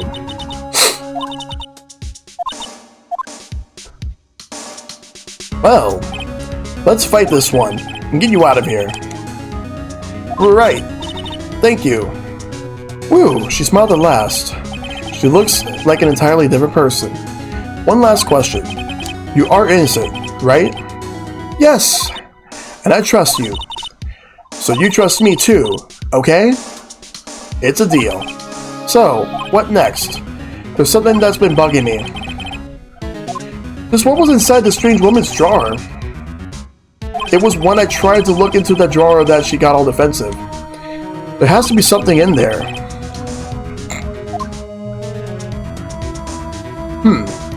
We gotta get out of here. We gotta move. Back to the hotel. Good afternoon, sir. Excuse me. You are? Ah, I beg your pardon, sir. I am the bellboy of this establishment. At your service, sir. Oh, right. I just come up to deliver room service, sir. Do you know where Miss May might be? Ah, I believe our guest Miss May is currently using the, facilities. If you no need of anything, I'll be taking my leave. Please, stay as long as you like. Enjoy. Yeah. Wait, no, hey. Why does it seem like every time I come here, I end up embarrassing myself? Wait, now's my chance to snoop around a bit. Ah, I almost forgot. Ah, God, you came back quick. Might I ask you to inform the Miss May that there is a message for her? Please tell her that Mr. White, a Blue Corp phone. Oh, right, sure. Mr. White, a Blue Corp. Where have I heard that name? Bellboy is young Rob Schneider. Oh my god, I could totally see that. White. That was his name. My sister told me. White was the name of the guy who ruined Mia and Maya's mother. Could it be a coincidence? Let's examine. Well, when she's not in the room, now I can finally examine this. There's a screwdriver sticking out of the half-open drawer. Now's my chance to see what's inside. What do we have here? Wiretap. What would a woman like her be doing with a thing like this? Let's add that to the evidence, to the court record. There is definitely something suspicious about this Miss May. Why would she have something like this in her hotel room? There's a story behind all this. I know it. Alright. I'll be using this bit of evidence in tomorrow's trial, that's for sure. For Maya's sake, I'll get to this woman's bottom. Wait, I mean, you know what I mean. Oh, bellboy, still there? Uh-oh, time to scram. I look forward to tangoing with you tomorrow, Miss May. In court. To be continued, because that is... So basically that's that day. We're gonna get ready to go the next day. So let's save. Alright. So now we're gonna get ready to do the trial. So let's get ready to go. Alright. The third day, but this time it's time for court. September 7th, 10 a.m., District Court, courtroom number 1. Court is now in session for the trial of Miss Maya Fey. Prosecution is ready, Your Honor. The defense is ready, Your Honor. Miles Edgeworth. I better not show any signs of weakness today, or he'll be on me in an instant. Mr. Edgeworth, please give the court your opening statement. Thank you, Your Honor. The defendant, Miss Maya Fey, was at the scene of the crime. The prosecution has evidence she committed this murder. and we have a witness who saw her do it. The prosecution sees no reason to doubt the facts in this case, Your Honor. I see. Then thank you, Mr. Edgeworth. Let's begin, then. If we may call our first witness, Your Honor, the prosecution calls the chief officer at the scene, Detective Gumshoe.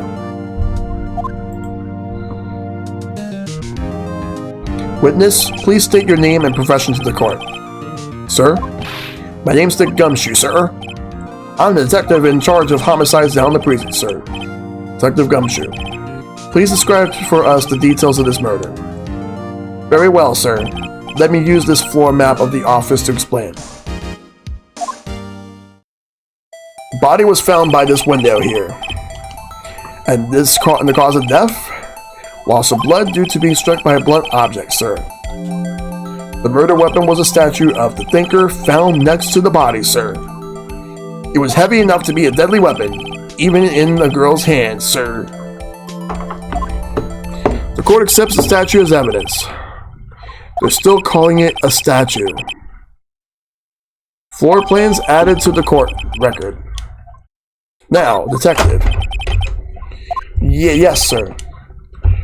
You immediately arrested Miss Maya Fey, who was found at the scene, correct? Can you tell me why? Yes, sir. I had hard evidence she did it, sir.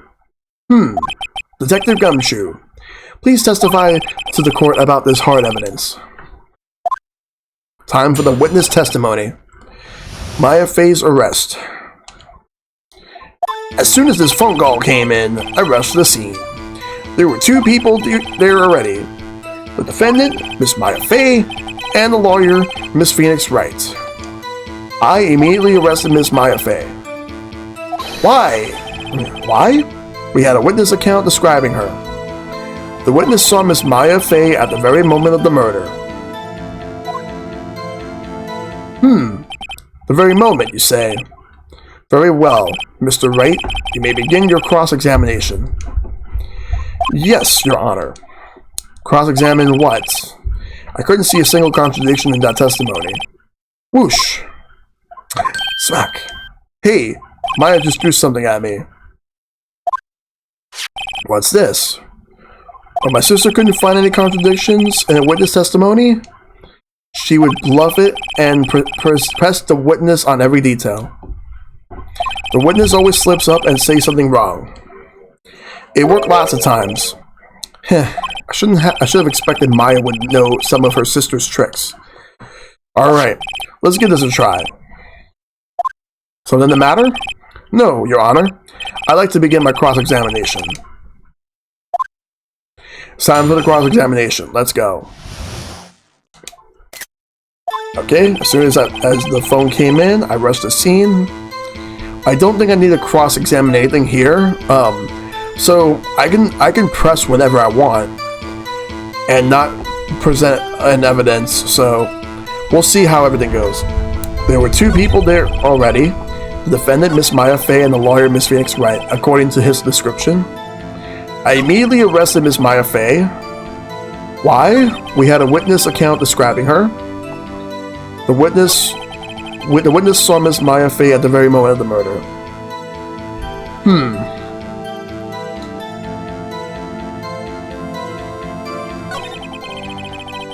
Alright, let's see. I want to press in one of these. Let's go back to the beginning. Okay. So let's go over everything. So as soon as the phone call came in, what he did was he went to rush into the scene. So there's nothing to press on that one. He says that there were two people there already. Okay. So nothing to press in this part just yet. And the two people he describes being Maya and Phoenix Wright. Okay, I'm not going to press here. I immediately arrested Miss Maya Fey, which he did do that, yes. Why? We had a witness account describing her. That's a bit sketchy, but I want to at least go to the last scene just to make sure of something. The witness saw Miss Maya Fey at the very moment of the murder.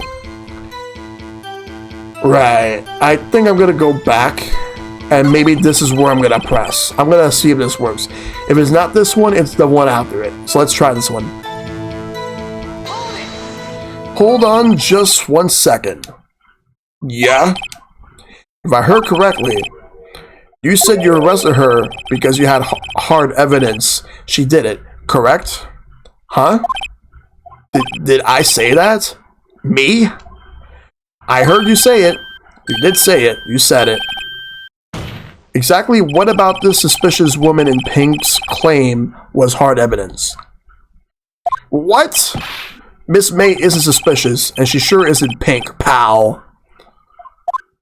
Well, I guess she is pink. That's enough. Detective Gumshoe, do you have any more solid proof other than her claims, Detective? I guess hard pressing can have its advantages. Yes. Sorry, I got the order of things mixed up in my testimony, Your Honor, sir. There was something I should have told you about first, Your Honor. Very well, Detective. Let's hear your testimony again. Alright, now for his second testimony. This time he has the hard evidence. Or so he may claim. We'll see what happens. After securing the suspect, I examined the scene of the crime with my own eyes. I found a memo written on a piece of paper next to the victim's body. On it, the word Maya was written clearly in blood. Lab test results showed that the blood was the victim's. Also, there was blood found on the victim's finger. Before she died, the victim wrote the killer's name. How do you like that? That's my hard evidence.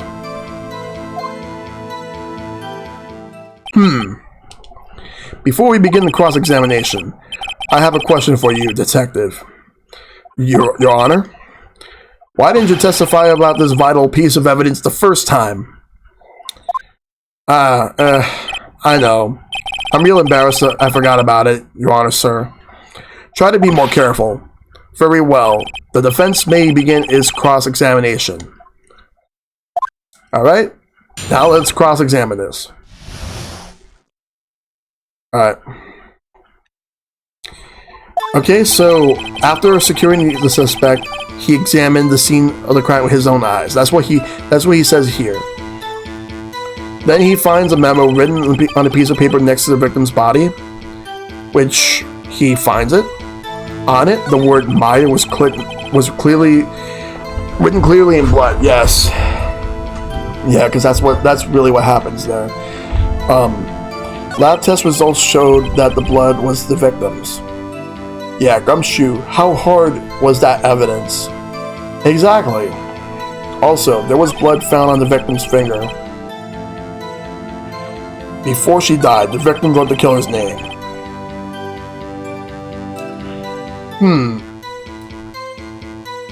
That's not right.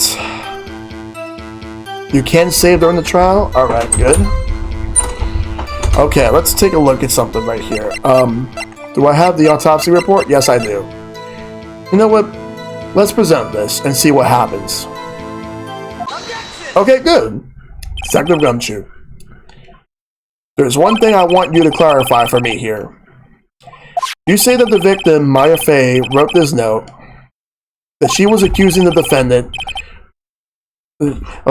Okay, so I said Maya Fey before I met Mia. That she was accusing the defendant, Maya Fey.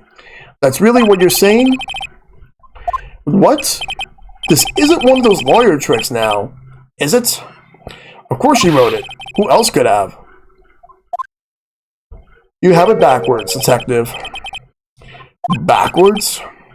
The victim is the only person who absolutely could not have written it. This is a report from your department, Detective. Immediate death due to a blow from a blunt object. She died immediately. But no butting your way out of this one, Detective. Order! Order! The defense has a point. Someone who died immediately wouldn't have had the time to write anything down.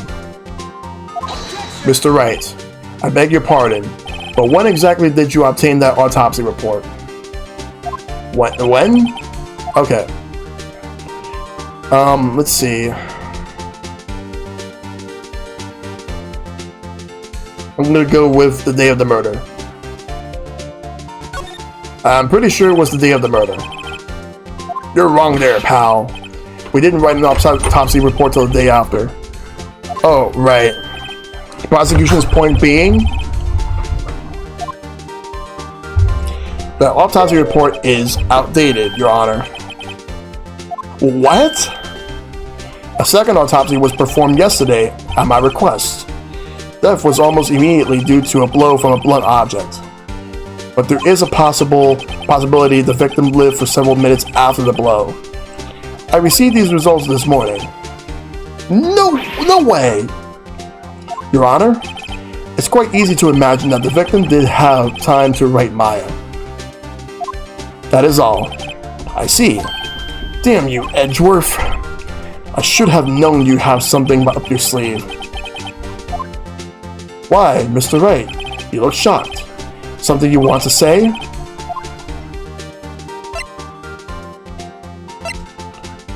I'm gonna go with your sham, Mr. Edgeworth. Mr. Edgeworth, I've heard there's nothing you won't do to get your verdict. What reason could you possibly have had to request a second autopsy report? Mr. Wright, the defense will refrain from personal attacks on the prosecution. No matter, Your Honor. Mr. Wright, say what you will, the evidence in this report is undeniable. Your Honor, I submit this report to the court. Understood. The court accepts the evidence.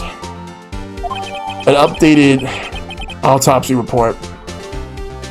Well, Your Honor, the evidence strongly suggests the victim was identifying the killer. I suppose that's the obvious conclusion, yes? Darn, this isn't good. The prosecution would like to call its next witness. This poor, innocent girl saw the murder with her own eyes. Let the witness, Miss April May, take the stand. Exactly what part of her is innocent?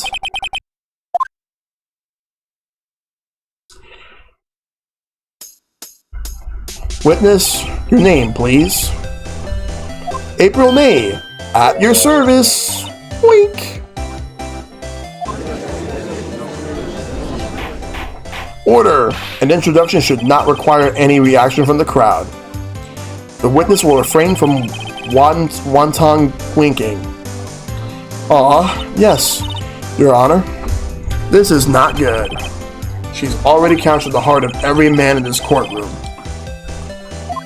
Tell us, where were you on the night of September 5th, when the murder occurred? Gee, I was, in my hotel room. See, I checked in right after lunch, and this hotel is directly across from the Fay & Co. law offices. That's right, big boy. Please testify to the court about what you saw. Alright, let's go. Now it's her turn to testify. It was 9 o'clock at night. I looked out the window, you know.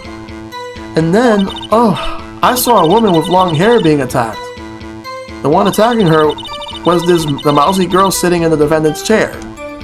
Then the woman, dodged to one side and ran away. But that girl, she called out to her, and she hit her. Then the woman with the long hair, she kinda slumped. The end. That's all I saw. Every little bitsy witsy wink.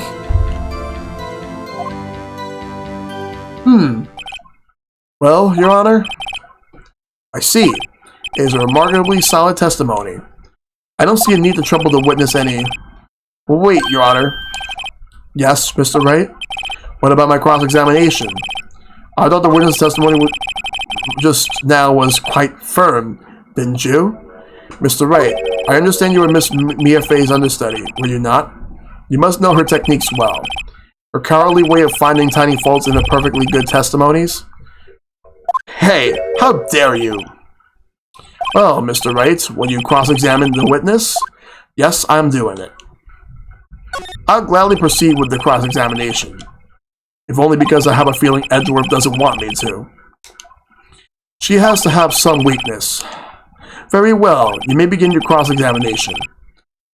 April O'Neil knows how to tell a story. Yes, she does. Alright, let's go. It was like 9 o'clock at night. I looked out the window, you know. And then, I saw a woman with long hair being attacked. The one attacking her was this mousy girl in the defendant's chair.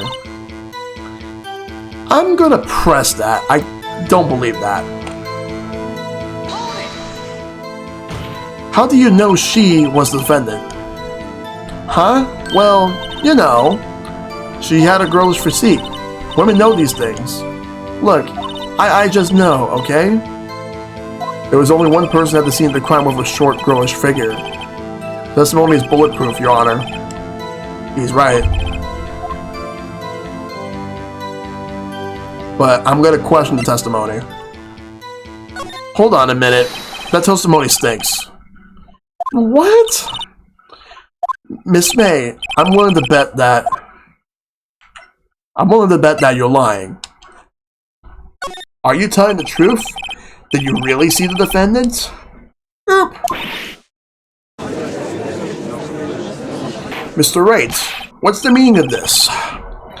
Yes, what is the meaning? Somebody tell me because I am clueless about this. I mean... Okay. If you had really witnessed my client, Maya Fey, you would have noticed her clothes before noticing her physique. No one wears clothes like this on a daily basis, except her. And I'm no expert on fashion, but her hairdo looks far from normal to me. However, the witness's testimony means neither of these things. The testimony is bogus. But, still, we don't know if she was dressed that way the night of the murder.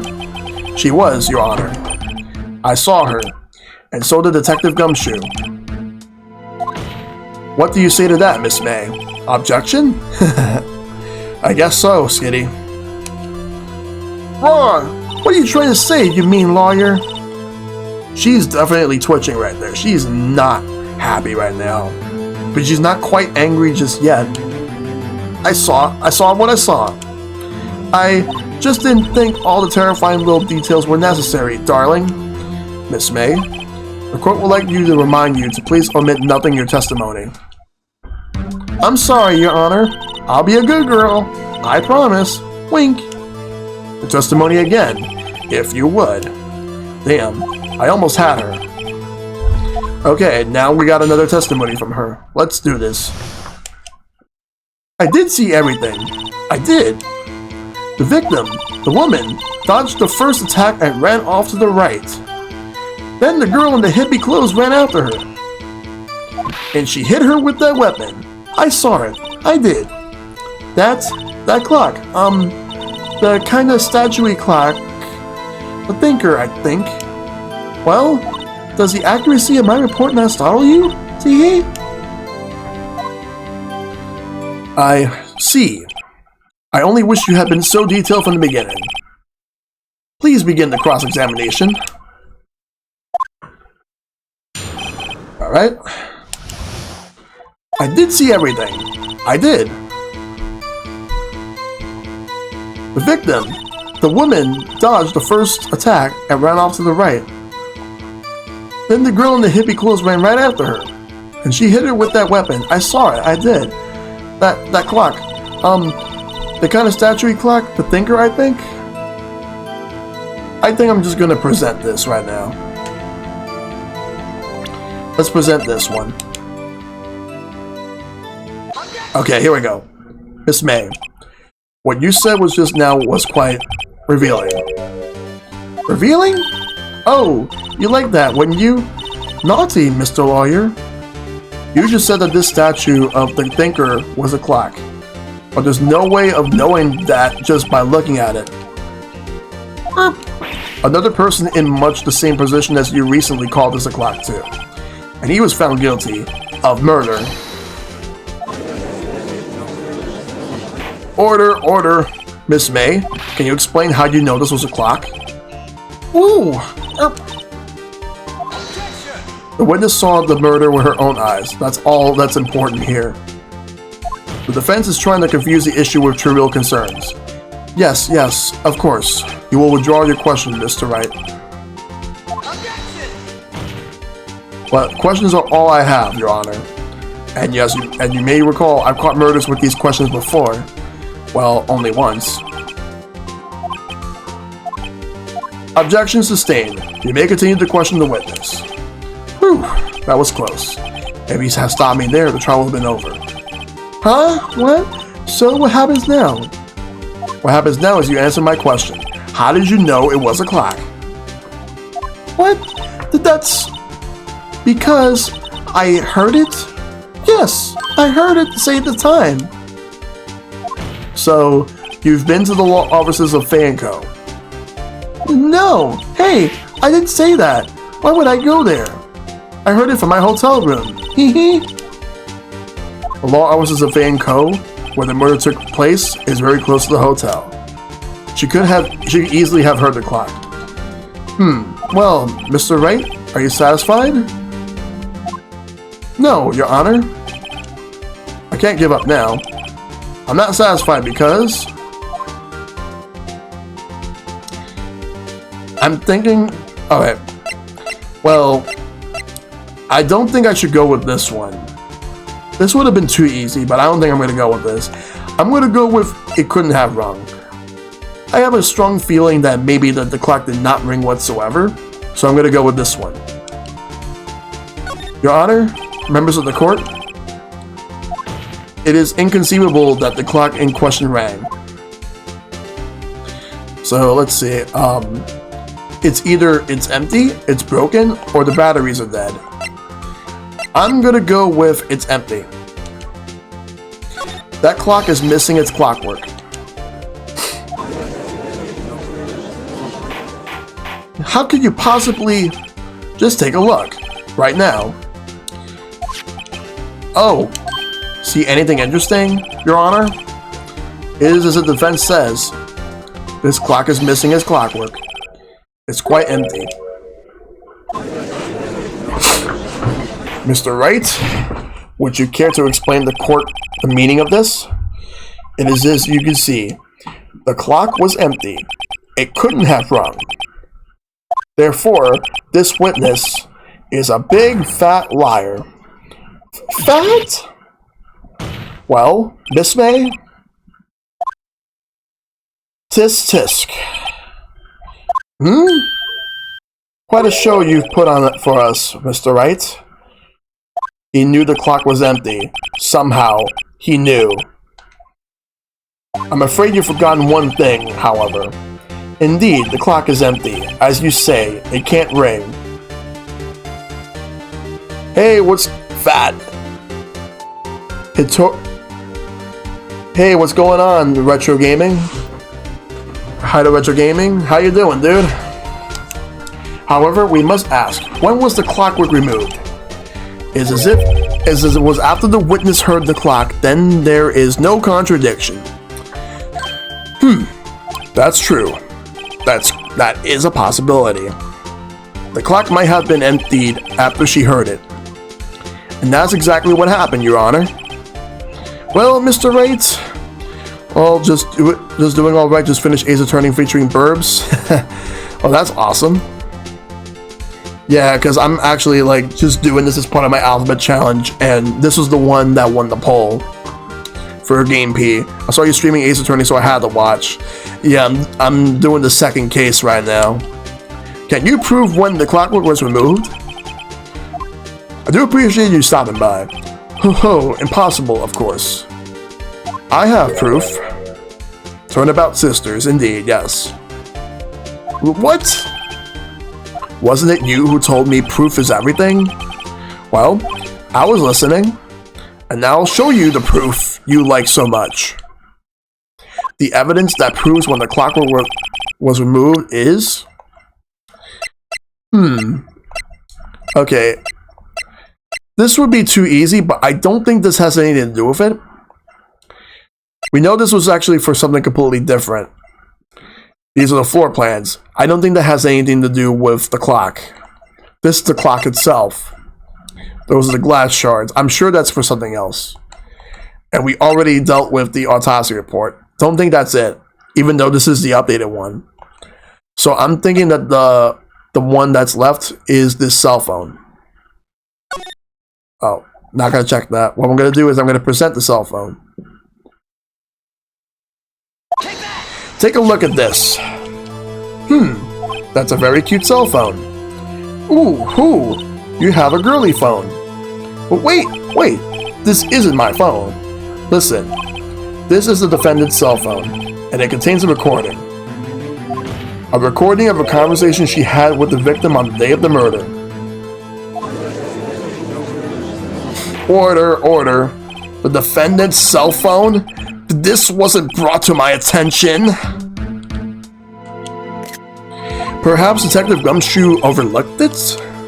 Grumble. The good detective better remember he's up for evaluation soon.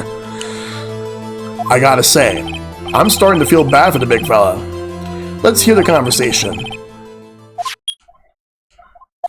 So you just want me to hold on to the thinker for you, then? If you could. I should probably tell you, the clock isn't talking right now. Huh? It's not working? That's lame. I had to take the clockwork out. Sorry. September 5th, 1927 a.m. 9:27 a.m. Your Honor, I think this makes it clear the clockwork was already gone by the time this was recorded. Which was well before the witness even arrived at her hotel. Man, this case is going faster than Gumshoe's salary. Yes, it is. Well, Miss May, wouldn't you care to explain this to the court? Just how did you know that weapon was a clock? Well, isn't it obvious? I saw that clock before. What store was that again? I go to so many. Oops, I forgot. Wink. So the witness has seen it before? That would make sense. Which, obviously, that's bullshit. And we'll get to why when we get to it. Does the defendant have any objections, Mr. Wright? Yes, I do. The witness claims she had seen it before, but this directly contradicts a piece of evidence already submitted to this court. Well then, let's see it. Please produce this evidence that will prove the witness had not seen this clock before. Okay, the thinker. Okay, so why is it bullshit? Simple. So in the previous case, Larry Butts was the one that made this clock. He made it for Cindy, and he made one for himself at the same time, so the both of them could have it. But then he gave one to Mia. So, no, she had not seen it in the store before. Like, April did not see this. It's a lie. So let's present that. It's simple. This clock was never in any store. Ever. What? A friend of mine made that clock. Only two exist in the world. And the one that isn't here is in police custody. Impossible. Everything is sold in stores. Miss May, I think it's high time you went shopping for a better excuse. Not in stores made by Butts Industries. Yes. Oof. Oh, excuses not on sale today? Ooh.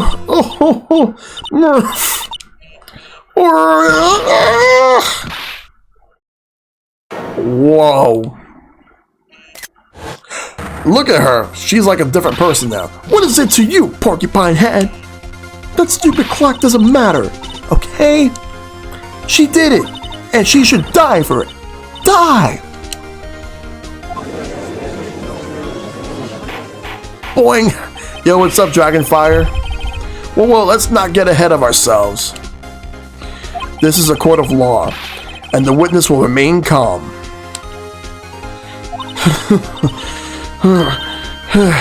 Oh, I'm doing very well, just playing Phoenix Wright. Oh, silly me. What? Did I, like, lose it?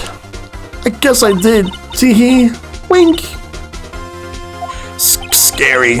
Because this is part of my alphabet challenge, and this was the game that won the Game P poll, beating out other games such as Penny Punching Princess, the original Phantasy Star, and Portal 2. So this won the most votes, so that's why I'm playing it. Miss May, let me ask, tell me, how did you know the weapon was a clock? Oh dear. Does the defense have an opinion on this behavior? Okay, this is it. Yes, Your Honor, allow me to explain how I see the truth on the matter. P-poll totally sounds different. Yeah. Okay, so how would I explain the truth of the matter? Well,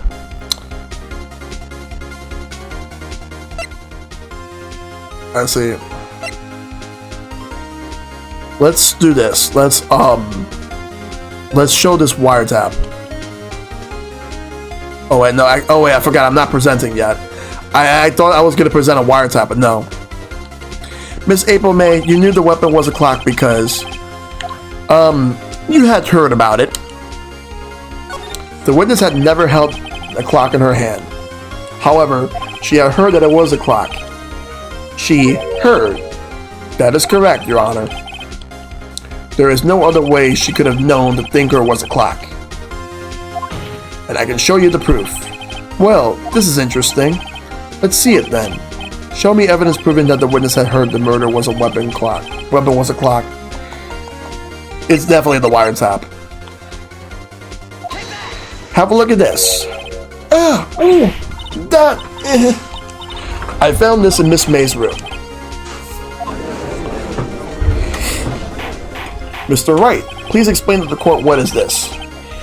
Miss April May, you were tapping the victim, Miss Mia-Fay's phone, were you not? Ooh. Your Honor, this is irrelevant. I'm not entirely sure that it is. Objection overruled. It troubles me that our witness was in possession of a wiretap.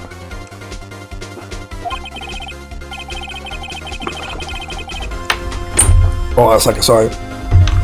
This is outrageous! Does the defense truly claim that the witness was tapping her phone? Absolutely! Even if that was the case, which it's not, you still have to prove one thing. Did the victim ever say that the weapon was a clock on the phone? Can you prove that? I think not. Oh yeah? I think I can. It's simple. What? Here's my proof. The proof that the victim said on the phone that the weapon was a clock is... Back to the cell phone.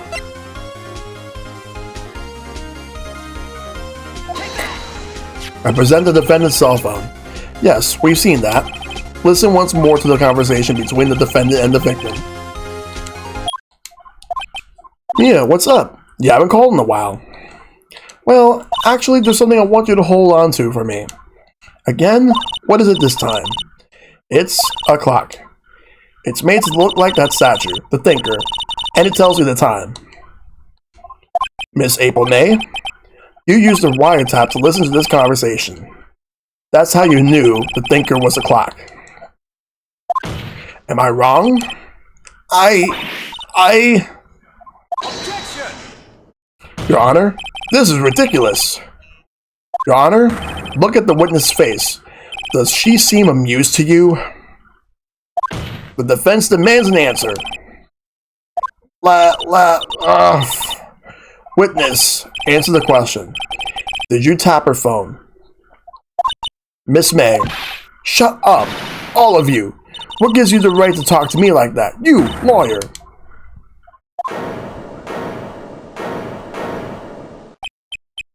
It's no fair. All of you ganging up on me like that. Oh, so I'm the bad girl? Is that it? Is that it?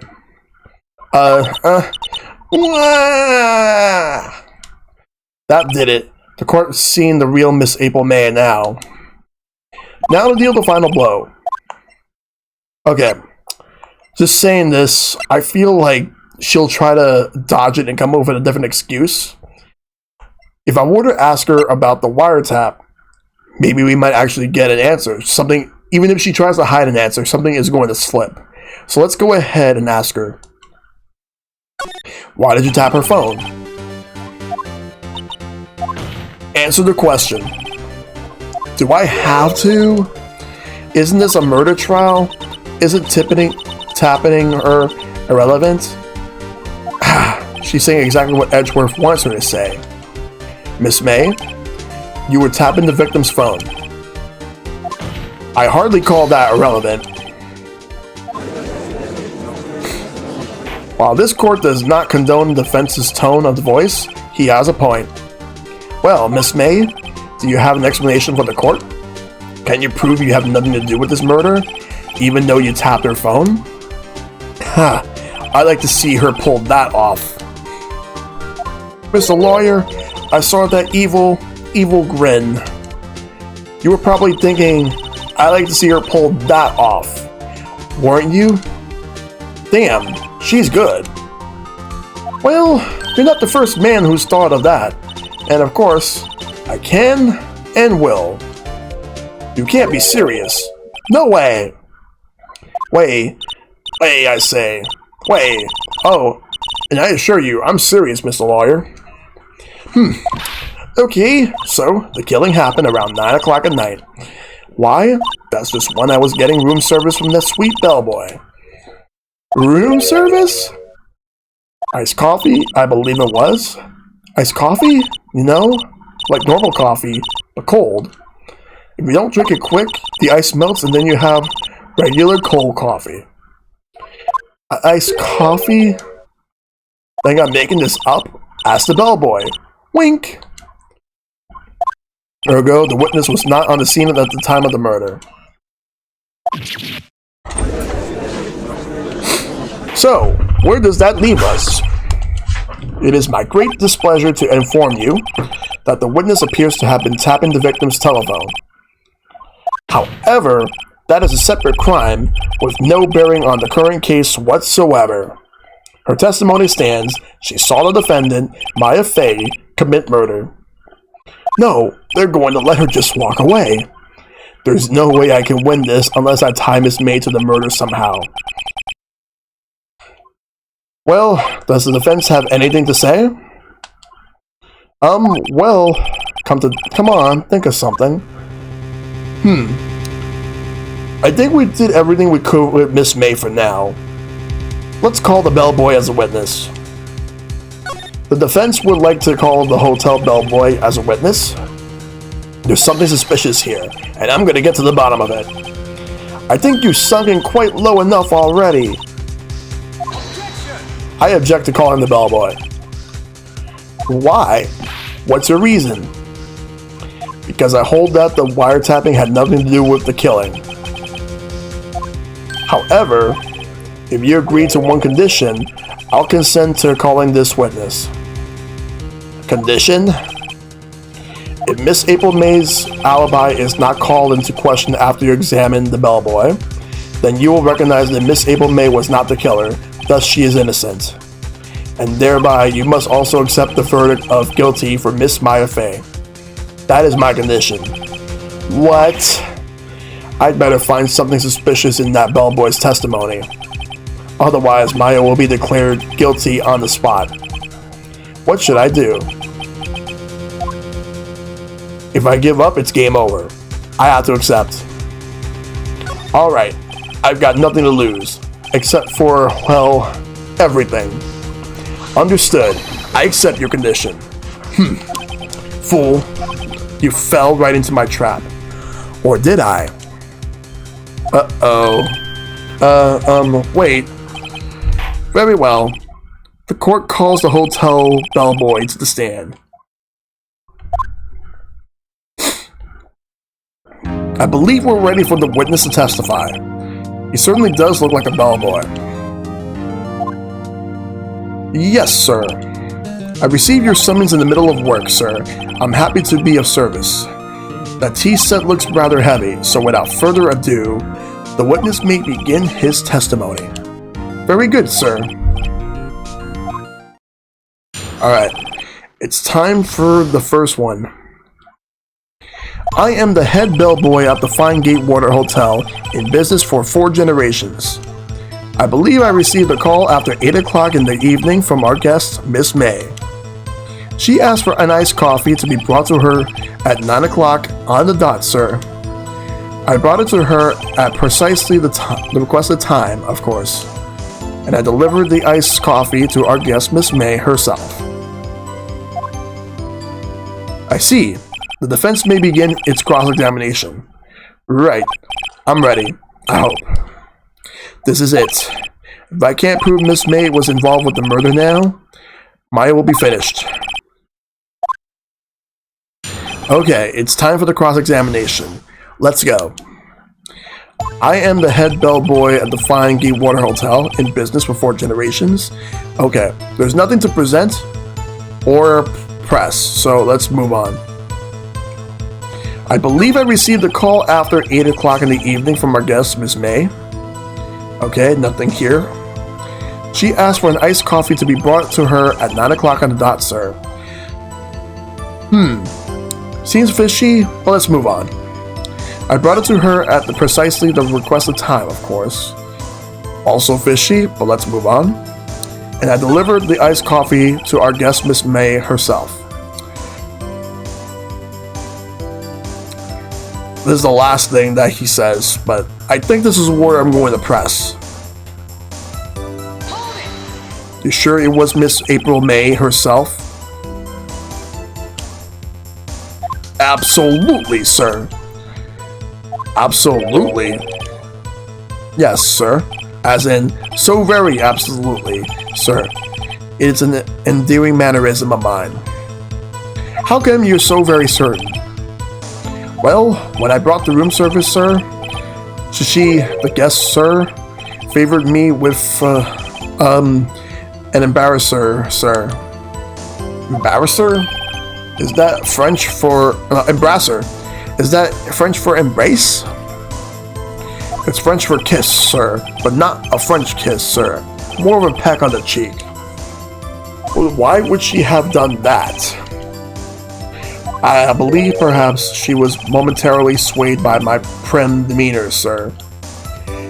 It was a moment I shall never ever forget, sir. Sounds pretty fishy to me. I think our Miss May was up to something and wanted the bellboy to remember her. Okay. So let's go back. So we already did this. Let's go back. Okay, this is definitely fishy. This is also very, very fishy. Let's go back. I just want to go over the rest of them. Because obviously this one is the only one that I can think of that's probably not fishy. And we're not going to go back to the last thing he said because we already pressed him on that.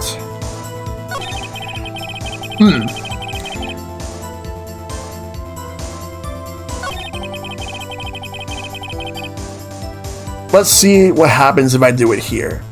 Because it's either 3 or 4. Because there's 5 things he says. I'm thinking it's the 3rd thing. And if it's not, it's the 4th thing. 9 on the dot, you say? Yes, I confirmed that detail several times. She was watching a program on the TV and wished to drink after she finished, sir. Okay, so I think I might know the reason why. The reason why, I want to check something real quick. When you look at the autopsy report, let's look at the... Oh, those profiles. Because the thing about this, I couldn't check there. Here's the thing. Maya was supposed to meet up with Mia at 9 o'clock. The murder took place just before 9 o'clock. Or around 9 o'clock. Therefore, Therefore, this whole thing is bullshit. So, let's press. No, I already pressed, but let's keep moving. She was watching a program on the TV, wished to drink after she finished, sir. 9 o'clock, the time of the murder. Yep. It's no good. There's nothing there. Is that it? Tisk. Finally, you understand. This bellboy has absolutely no reason to lie. Now, if you have any decency, will you end this rather tedious cross-examination here?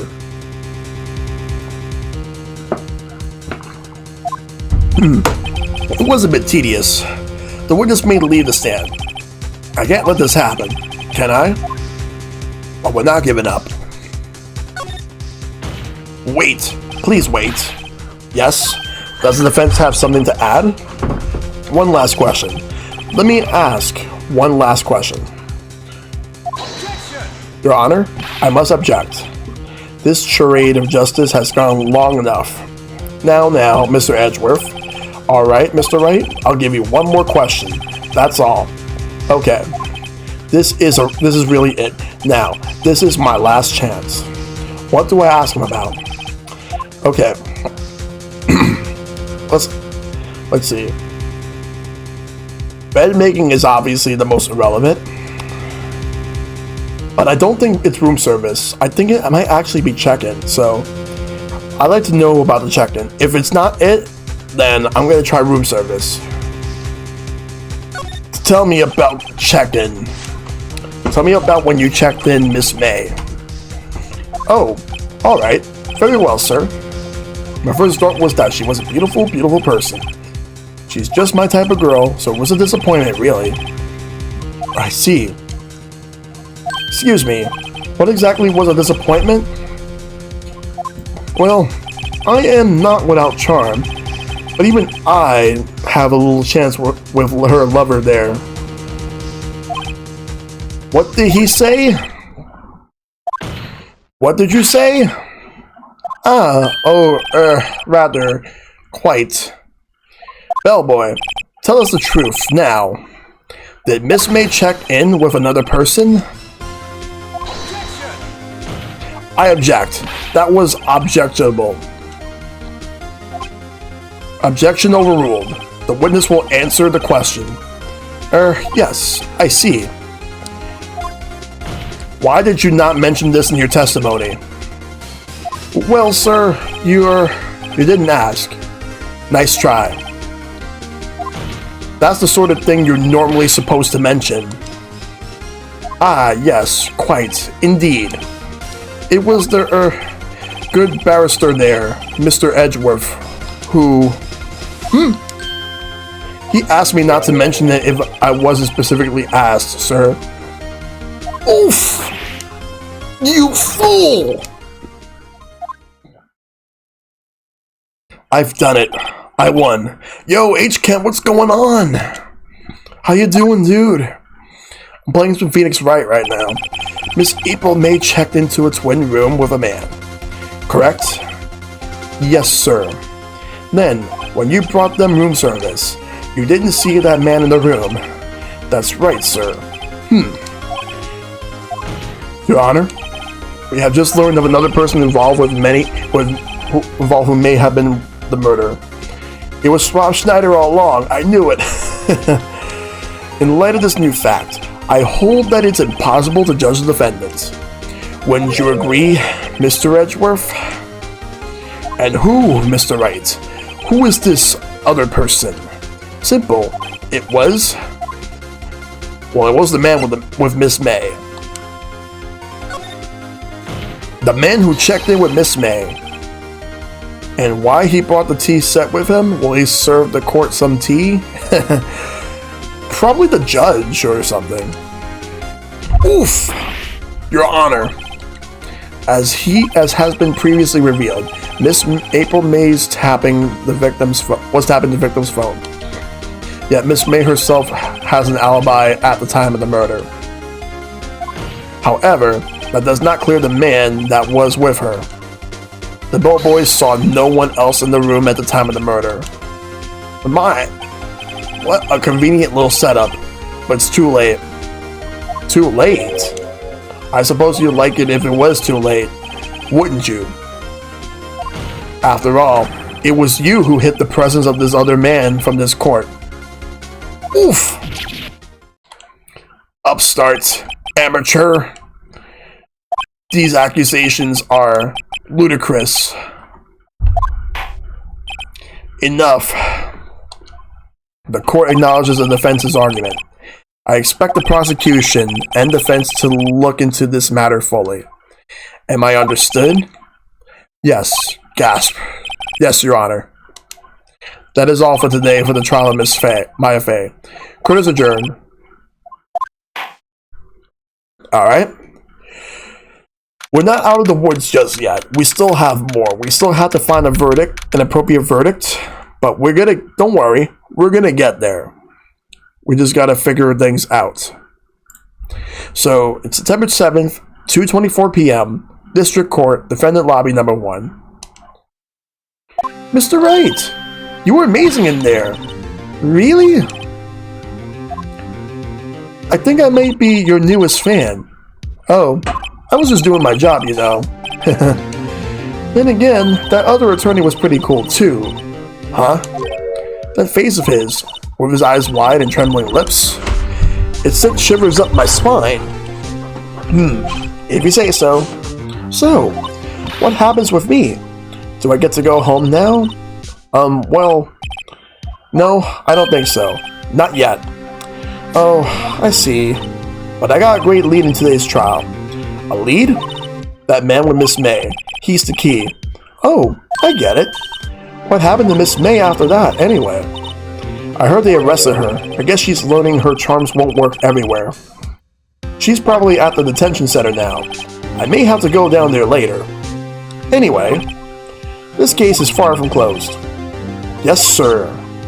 I'm going to find out more about this man. You think he was the one who... Maybe so. Sis, don't worry. I'll find him by tomorrow. I promise. I'm counting on you. Alright. I asked for a full record of April May's testimony. I thought it might come in handy during the trial tomorrow.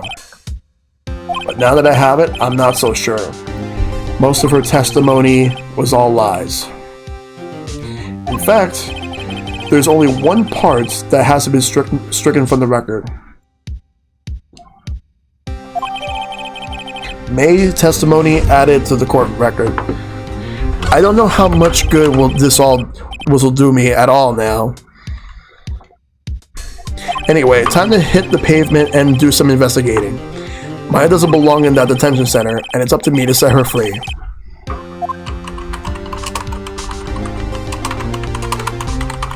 Well, to be continued, but we still have more to do.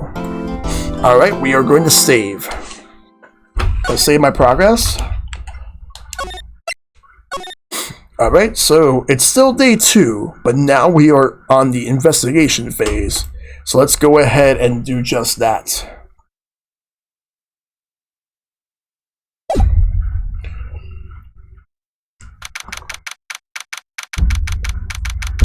September 7th, 3:11 p.m., Detention Center, Visitor's Room.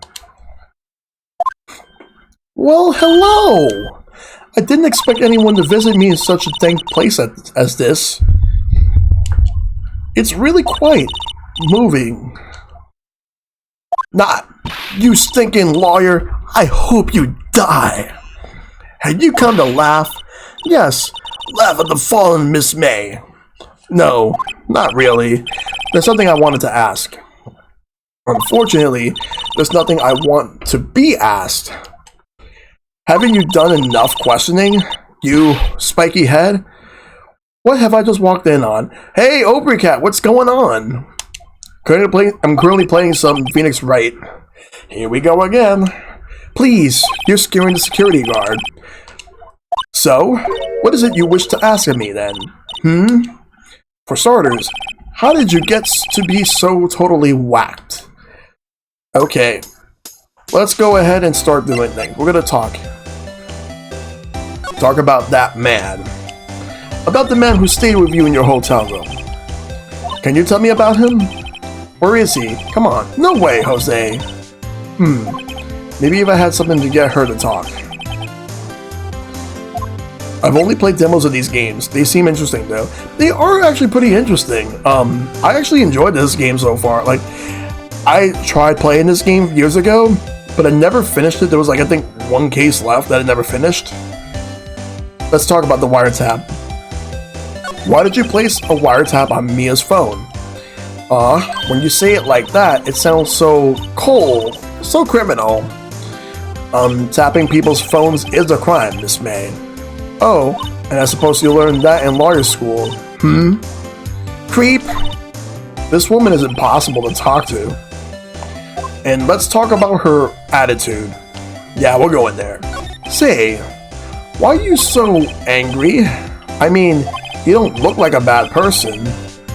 Oof, that does it! Bottom-feeding, scum-sucking lawyer. Bottom? I can't tell. Does she have a thing against lawyers? Or just me? Well, I have nothing to say to her now, so we're gonna go and move. The game Saga is awesome, very fun to play. Miles' Investigations is good, but just the first one.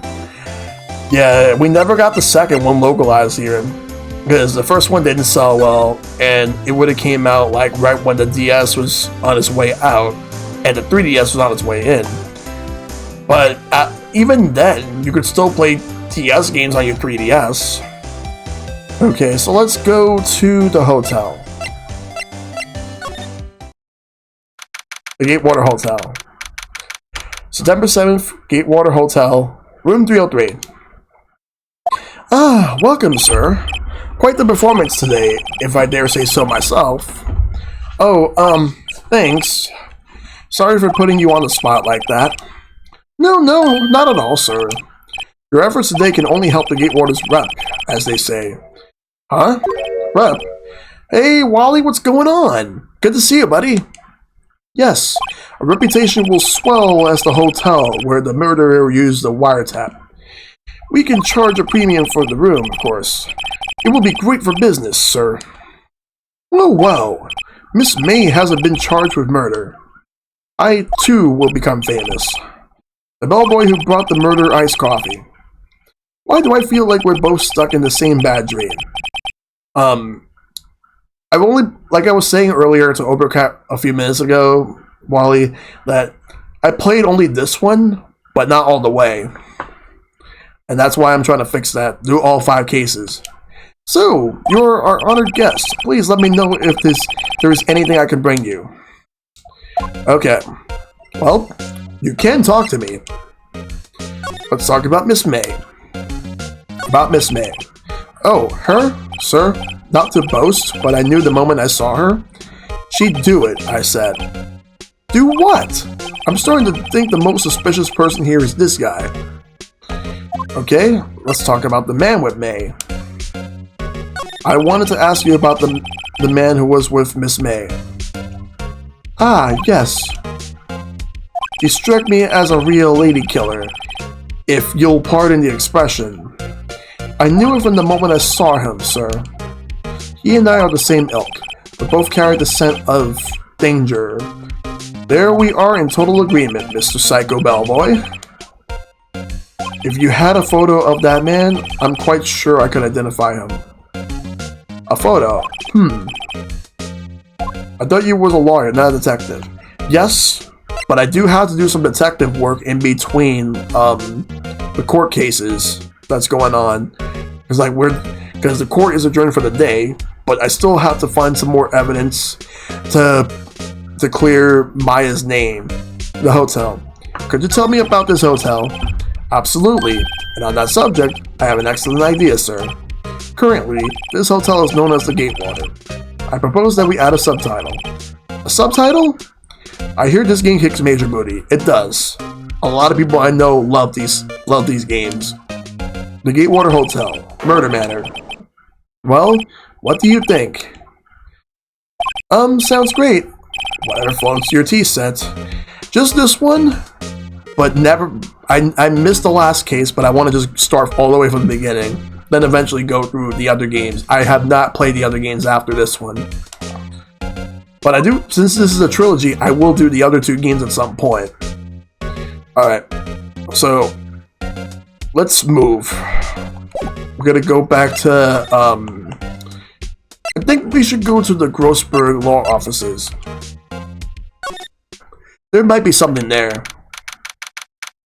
September 7th, Grossberg Law Offices. Huh.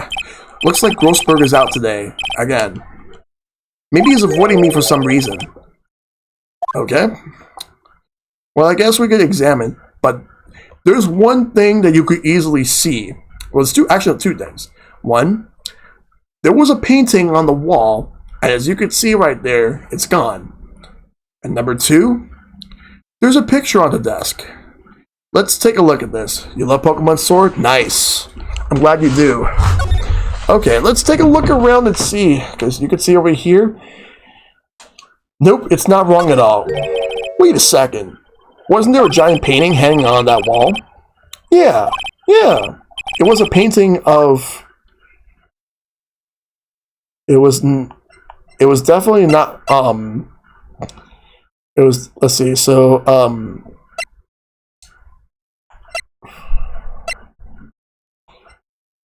damn, what was it?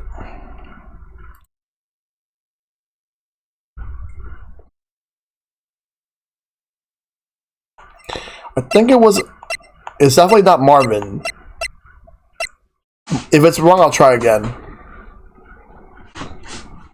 Wasn't it? It wasn't very memorable painting anyhow. Let's look at this picture right here.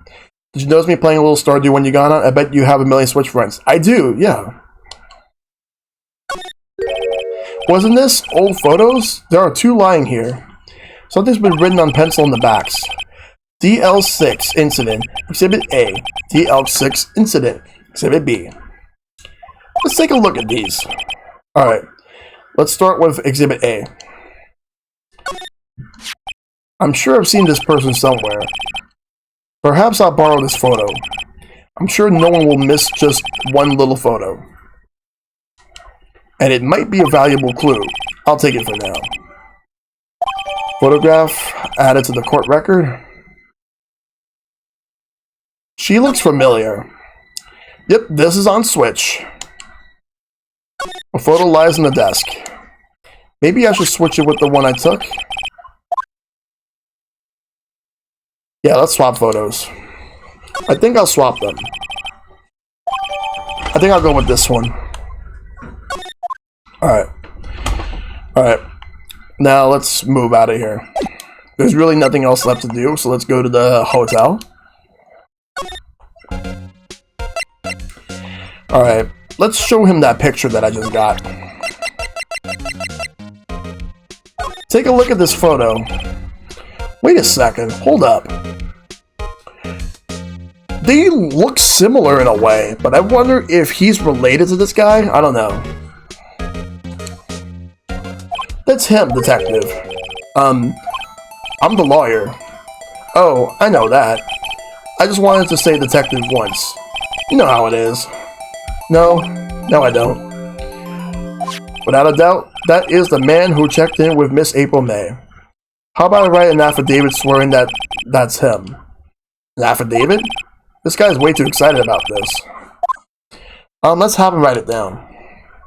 Well, sure. Why not? Yes. I've always wanted to write an affidavit, sir. These games were originally on Game Boy Advance, but the Game Boy Advance versions of these games never came out here. We started to get these games on the DS because they ported them, but that's how we got those games. Because it was new to us when the DS games came out, like in 2005 to 2006. From henceforth, I will be known as the bellboy who swore the affidavit. Just hurry up and write it. Bellboy's affidavit added to the court record. Not even Miss May can play dumb to this. Alright. Alright, so I got the affidavit. Let's move. We're gonna go to the detention center. You again! Can you take a hint and stay gone? Hey, the only reason I'm back here is because you won't talk to me. Oh, so it's my fault now? You don't just have spiky hair, you also have a spiky heart. That does it. When this case is done, I'm shaving my head.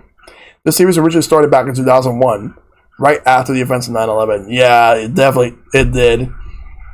But they ended up like changing a couple of things. I don't think they changed much anyway. But this game came out in 2005 here. Okay, so let's figure things out. So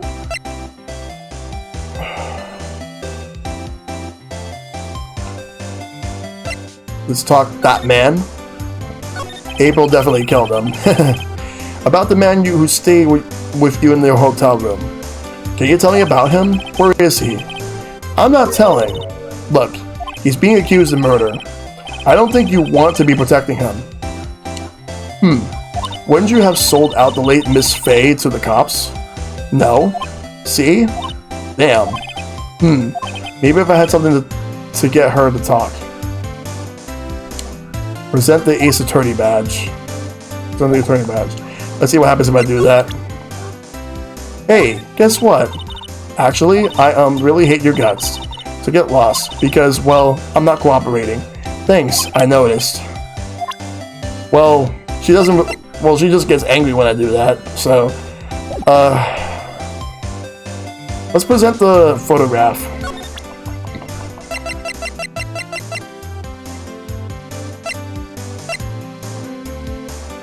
Have a look at this. Look, I've said several times, I'm not telling you. Where did you... Aha! A reaction. So it's a it's a running joke from the fans? I see. This is him, isn't it? What? Who? When? Why? It is him. This is the man who stayed in your hotel room the night of the murder. No, that's not right. Nice try, Miss Cooperative. Do you have proof that it was him? Yeah, proof. Show me proof. I'm so close.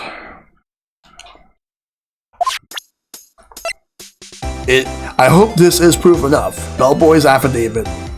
Could you have a look at this? What's that? The Bellboy's affidavit. It tells us everything that he saw. Such as the man you checked in with. Who was most definitely this guy? Now I'm getting somewhere. Okay, so let's push her hard. This is it. All or nothing. Time to do a little bluff. No use playing dumb. If indeed, that's an act. If you don't talk, I'm taking this info to the press. What? Even though he should have been witness to murder, your little friend was missing. I'm sure the press will have a field day with his reputation. Oof! Fine, I'll talk. You win, lawyer. Yes, man, that felt good. It's great to be alive. Why are you pumping your fist in the air? Now, tell me about the man you were with. That man, he's my boss. Wright, the president of the information gathering conglomerate, Blue Corp. Wright? Information gathering? Yes, he's playing hardball. Well, I suppose you could call it a detective agency. So this is the man that was with you the night of the murder. I'm scared to talk. I don't want to end up like her. It's okay. I'll just ask Mr. White himself. Can you tell me where Blue Corp is located?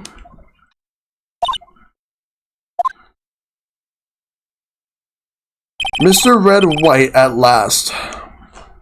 Finally, a lead on this guy. If April May couldn't have done it, that leaves him. Time to take action. Bellboy's affidavit discarded. Alright. So, the next thing we do is we move. But it gives us the opportunity to go to Blue Corp. Let's go. September 7th.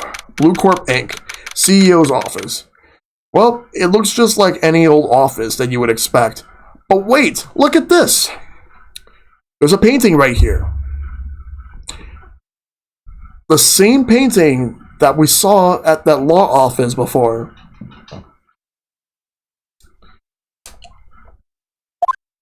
What's with the surreal decor? Welcome! Please furnish me with the title of your personage. What the? Your name?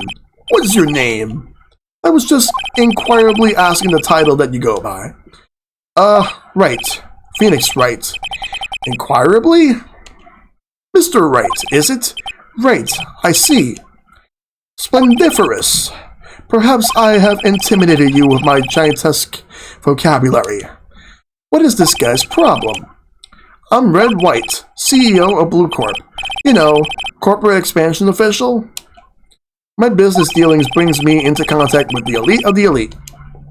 So I'm afraid I am not used to conversing with the wordily challenged. What a fruitcake. Let me guess. You're an attorney fresh out of law school, are you not? He does, and he is also a shady decor indeed. That's the only explanation for why you would come to meet me like this. What does he mean by that? No matter. So, what business does a mighty lawyer have with a man such as myself? Yipes! This guy's arrogance meter is off the scale. Okay, so let's take a look at this, because we have a lot to talk about. Okay, we're starting off with Miss May. Miss May is an employee of Blue Corp. Is she not? Correct. She was my secretariat. What a shock it was to hear what she has done. What she has done? You mean the wiretap? Indeed, she is paid to answer phones. Tapping them is not in her job description. She does gather information for us as part of her duties. But I assure you, we do not condone illegal methods. It is inevitable that she would do this. It sounds like he's trying to turn Miss May into a scapegoat. Of course he is. Red White is like the bully that you hated in your life. Well, no shit, Sherlock, of course. Okay, next up is the night of the murder.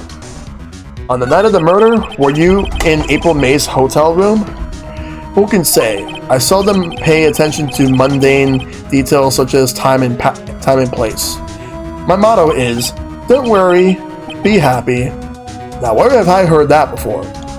Still, Mr. White? Oh crap, I skipped that by mistake.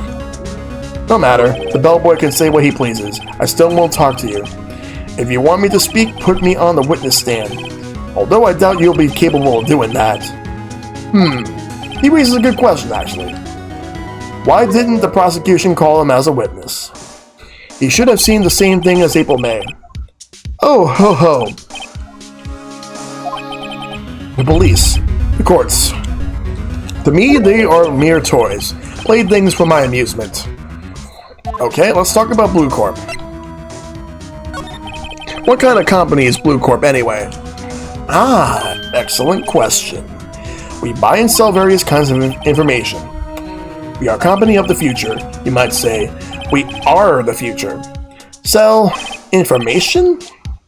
In just 10 years, I just built this business up into the ground office you see now. Ah, in case you're wondering, Blue Corp was named after the color blue. I, Red White, of Blue Corp, as founder and CEO, named it so. So, his first name is Red, his last name is White, and he named his company after the color blue.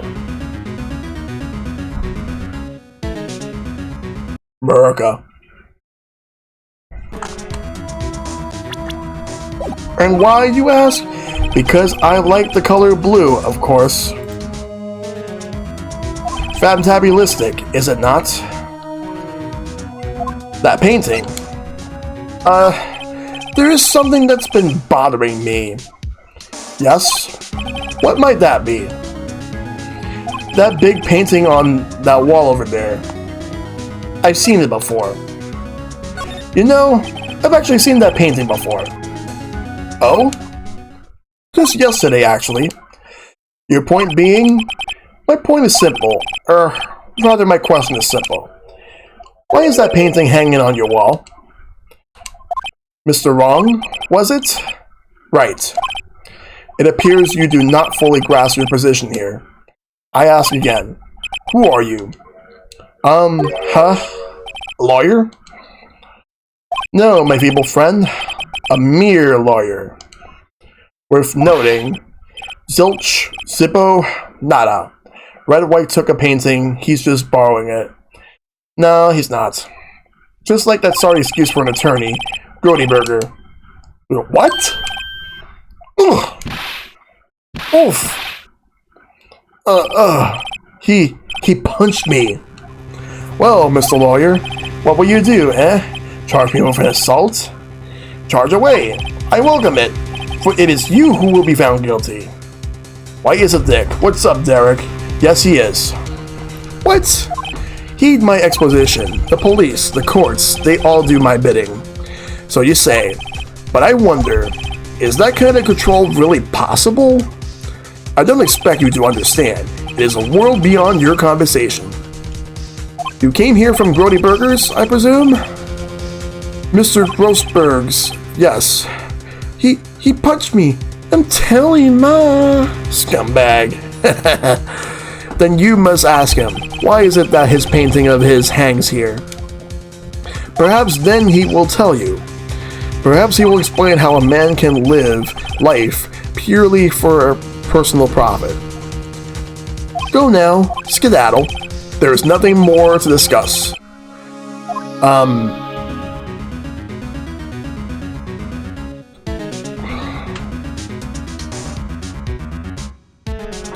Alright, so now let's move. He wants me out, so we're gonna go to the Grossberg law offices. Let's hope that Mr. Grossberg is there now. I would consider him to be more conservative if you ask me. He's definitely no liberal. Huh? I don't think he's noticed me standing here. Maybe I should clear my throat. Jumping Jehoshaphat's. Oh, you. What's wrong? You look so pensive, like an old man at the end of his days. I'm not senile yet. I was just thinking about this whole mess. Something's really bothering him. That much is clear. Well, let's talk to him. Let's talk about today's trial. So you came to see the trial? Yes. Yes, I did. Something was bothering me all last night, you see. Couldn't get a wink of sleep. Really? What was that? Well, you see, it's just Mia's sister, that poor girl. My boy, I owe you my thanks, truly. I don't know what I would have done if things have gone poorly for the girl. Alright, well, why did you refuse? I asked before, but why did you refuse her request for defense? I think I have a right to know. A right, Mr. Wright? No, I'm sorry. It's just I need more time to think about it, my boy. He does seem troubled about something. I think maybe he might be blackmailed by something. I don't know. I'm starting to have a feeling I know what it is. Mr. White. So, I paid Blue Corp a visit? Oh, I see. Mr. Grossberg, I have to admit, something has been bothering me. Oh? What is it? Well, out with it, my boy. You see, it's just... that big painting. Mr. Grossberg, sir, there was a giant painting hanging right there the other day, was there not? The one you said you had no intention of parting with? Well, I saw it today. It was in the CEO's office at Blue Corp, Red White's office. So, you noticed. I suppose I should have guessed you would. It is a large painting. Mr. Grossberg, I know you and Mr. White are connected somehow. Connected? You say? Yes, I know what it is. He's blackmailing you. Mr. White has something on you, doesn't he? Blackmail? I think that painting is fairly gaudy proof. Very well. This may be the chance I've been waiting for. Maybe it's time to get this off my chest, so I can finally rest easy again. After all, you were Mia's understudy. Perhaps it was fate. What's he talking about? Red White is a man who makes his living through intimidation. Blue Corp is a company that excels in finding people's weaknesses, I'm afraid. I've been paying them for 15 years now. I must be off, but this investigation I will rejoin tomorrow. No problem, dude. Take care and have a great night, Enigma. 15 years. All because of the DL6 incident, as you may have guessed. The name on the back of those photographs. As you suspected, I could not stand in defense of Maya because of this. White would have destroyed me if I did. So that's the connection. It is hard for me to tell you this, my boy. But arresting Red White will be nigh on impossible. Impossible? He has information on everyone. It gives him an iron grip. He owns judges, attorneys, prosecutors, police, and politicians. What? They are bound, unable to do harm to themselves, and therefore to him. Don't look at me like that. What you see is nothing more than the weight of many years. Okay, next up is the DL6 incident. What is the DL6 incident? DL6 is nothing more than the sorting of code the police gave the case. It was 15 years ago now. I received a request from a medium, a spirit medium. A medium? Her name was Misty Faye. Faye! Indeed, she was Mia's mother. She had been investigating a murder at the request of the police. And she failed. As a result, the police called her a fraud. This is what Maya was talking about the other day. I did it all I could for her, and in the end, she cleared her of wrongdoing. That murder case, however, remains unsolved to this day. That case is the DL6 incident. Okay? Reason of blackmail. But why would you blackmail over this, Mr. Grossberg? The DL6 incident was top secret at the time. It made sense. The police didn't want people to know they were using a medium. They couldn't let people know. But one person found out. I told him. You told White? He offered me riches. It's an embarrassment to me now. Because I talked, the police were mocked far and wide. In secret, they began looking for the one who sold them out. Of course, White heard about it, and he came to me. Only this time, the offer was blackmail. I see. White controls the law of this country as he sees fit, yet if he would still challenge him, have a close look at Mia's office. Mia's office? She followed his every move for years. She may have recorded something of what she found.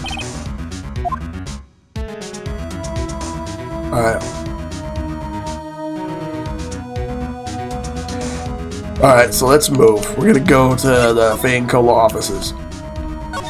It's funny, looking at this room, it seems so normal. Hard to imagine a murder took place here. Mr. Grossberg said there would be clues. Maybe I should have another look. Well, let's examine. No clues here. What about this plant? Mia's favorite potted plant. I guess I'll have to water it now. Alright. There's this phone over here. Mia's desk. Perfectly clean, as usual. The only thing that's missing is Mia.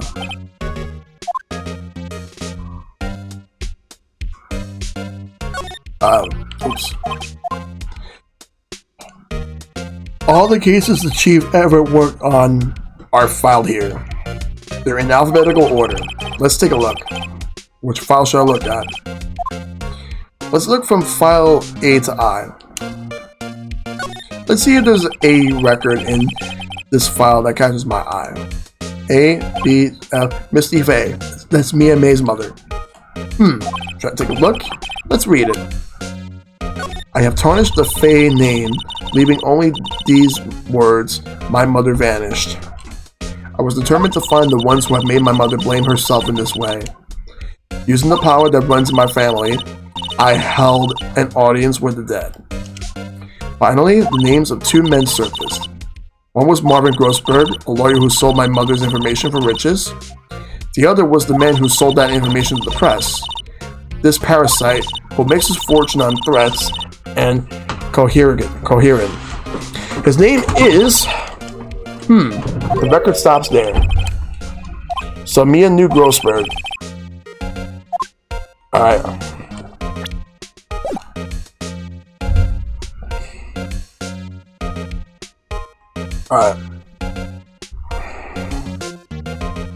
Alright, let's examine. Now we're gonna look at J to S. Let's see, J through S. Nothing much in here. Maybe I'll just skim some of it? Yes. Well, no harm in flipping through a bit, I guess. The biggest part here is at the end in S. Suicide? Ew! She has a collection of suicide reports. There's politicians, policemen. There's writing on most of these in pencil. White? This is Mia's handwriting. Wait, I get it. Mia thought he was involved in these suicides. White drove them all to... I can use these newspaper clippings. Let's find the most disturbing one. Newspaper clipping added to the court record. Okay. But I don't think we're done just yet here. Shall I check Mia's files once more? Let's check them. Alright. We're gonna do T to Z right now. T, U, I know, W, White. The entire W section is missing. Was it taken? That's definitely fishy. What's going on here?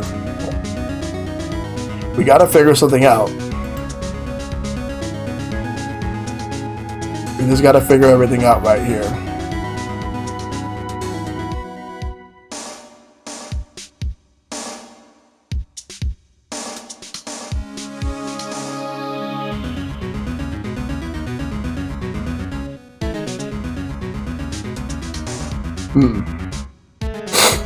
Okay, so I gotta figure this out.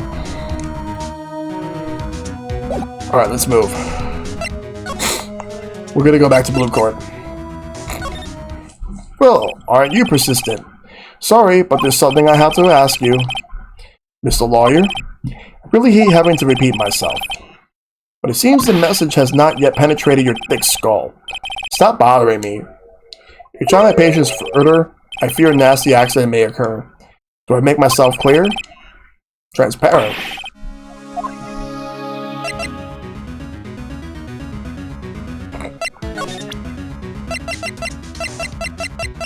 Let's present this newspaper clipping. It's the only clue that Mia left me. I better make this one count. Mr. White, see this? It's an article describing the suicide of a politician. He was embezzling secret government funds. Then, one day, word got leaked to the press. The very next day, he took his own life. And this concerns me. How? I found this article in Mia's office. This Mia? She had a file filled with articles like this. Every one of them was labeled with a single word. White. Mr. White? I know what you did to this politician. You blackmailed him. You were blackmailing him. Blackmail? Not just him either. You were threatening and coercing hundreds of others. You were involved in all the suicide cases that Mia investigated. This company is built on blackmail. I'm right, aren't I? What a bizarre accusation. Mr. Wrong, what is it that you should be doing now? Investigating me? No, I think not. You should be searching for the one who killed Miss Mia. Secretary's office? Hello? Mr. Wrong will be leaving now. Yes, sir. I'll send someone right away. Wait a second. Mr. White? You're wrong. You're wrong, Mr. White. Excuse me? What I should be doing now is going after you. Just what are you insinuating? Mia was onto you. She was keeping tabs. For this reason, you had April May tapping her phone. Then, Mia was murdered, and all the documents about you mysteriously disappeared. So, the culprit would be... Even a child could work it out, Mr. White. You did it. Secretary's office. We won't be needing an escort for Mr. Wrong. Instead, please connect me to the public prosecutor's office. Of course, sir. One moment, please. Yep, keeping tabs. White? That you? What are you doing calling me at a time like this? Hello, Chief Prosecutor? I changed my mind. I want to testify tomorrow. What's this about? The Mia Fey case. I witnessed the murder, you see. And thus, as a very important witness, I would like to testify. What? Why now? I thought you said you didn't want to go to court. Quiet, dude. I told you I changed my mind. Didn't I? Oh, one other thing. Send the police over here right away. The man is standing right in front of me. He looks dazed but could be violent. What? What man? Are you even listening? The executioner, the hatchet man, the liquidator, the killer man. What? Mr. White, this isn't another one of those. Chief Prosecutor, I do not believe you're in a position to freely offer your opinions on me, correct? I'm telling you to send the police now. He'll be testifying, alright, and the room looks too bright for a shady villain. Yes, it does. Did I not tell you, Mr. Wrong? You're a mere lawyer, as was Miss Mia. How dare you?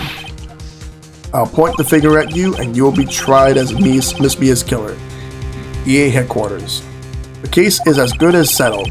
No lawyer of any worth will defend you. I have friends in the local lawyers association, you see. You'll be given a lawyer so stupendously inept that they'll make even you look competent.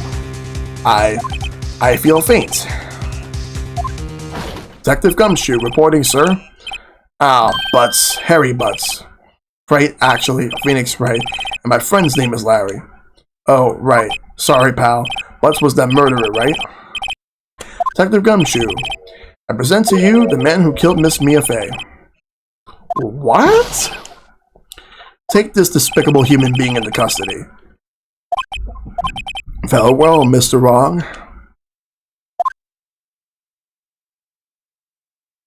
September 8th, 3:37 p.m., Detention Center, Frizzer's room. Can't believe it's only been a day since the first trial. My trial begins tomorrow. Yo, Benji, what's going on, dude? How you doing? White's going to set a trap for me.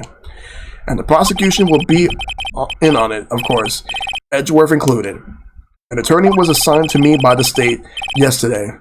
I refused. I had an idea. Right. Mr. Wright.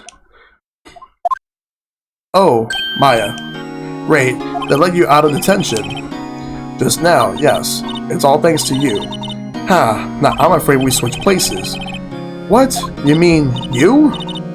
Not too bad, man. You? Oh, I'm doing very well. It's good to see you, dude. Oh boy. I explained what happened to Maya. I don't believe it! How many people does that man need to destroy before he's satisfied? My mother, my sister, and now you. This has gone too far! Mr. Wright, please tell me, is there anything I can do? Well... Cheer me on in court. Well, you could cheer for me in court. Cheer for you? You mean, like a cheerleader? Huh? Oh, yeah, like that. Alright, leave it to me. Huh? I'd better go get a uniform and some pom-poms. Wait! What? I'm kidding, it was a joke. No way. No, really, I was only kidding. But thanks, it's good to know you're on my side. And there really isn't anything you can do for me anyway. But, I can't just sit here and do nothing. I've got to give that man a piece of my mind. Just a piece? Okay, then come to the trial tomorrow. Okay, I'll be there. I'll show them a thing or two. Oh boy, here we go. Times may change. Yet with crime, it's the same old story. In fact, it's gotten worse. Lengthy court proceedings are no longer realistic. Beginning a few years ago, A limit of 3 days was put onto initial court trials. Almost all finished in a day, most with a guilty verdict. I never thought I would end up in the defendant's chair myself in this case. With the true culprit appearing as a star witness. This is it. Tomorrow, it's me or him. Alright, but we're not done yet, guys. We still have another thing we're gonna do. We're gonna clear this case tonight.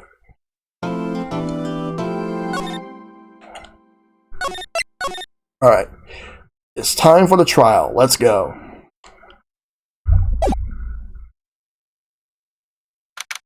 There's a lot of bullshit that we're gonna call out. We're gonna get through this as much as possible. Day 4, September 9th, 9:52 a.m. District Court, Defendant Lobby Number 1. Well, I guess this is it. Yeah. One way or another, this case gets decided today. Ah, the Phoenix, look. Prosecutor Edgeworth. I received a call from the Chief Prosecutor's office yesterday. I was told that whatever Mr. White says today, it will be the absolute truth. No matter how you try to attack his testimony, if I raise an objection, I have it on good faith that the judge will listen to me. What? Does White have the judge in his pocket too? So, you're saying I'm going to be guilty? End of story. I will do anything to get my verdict, Mr. Wright. Anything. Why? Why? How can you torment an innocent person like this? Innocent? How can we know that? The guilty will always lie to avoid being found out. There's no way to tell who is guilty and who is innocent. All that I can hope to do is get every defendant declared guilty. So I make that my policy. Edgeworth, you've changed. Phoenix, you know him? Don't expect any special treatment, Phoenix Wright. Phoenix? Well, court will be starting soon. What? But wait! Your defense attorney isn't even here yet. They're not. I'll be defending myself. What? Okay, let's do this. September 9th, 10 a.m., District Court, Courtroom Number 1. Here we go. Court is now in session for the trial of Mr. Phoenix Wright. Prosecution is ready, Your Honor. The defense is ready, Your Honor. Mr. Wright, are you sure you're up to doing this? Yes, Your Honor. I will be defending myself. Understood. Very well. Mr. Edgeworth, your opening statement, please. As the details of this event are already quite clear to the court, today we will hear the testimony of a witness to the defendant's crime. I see. The prosecution may call its witness. That went far too smoothly.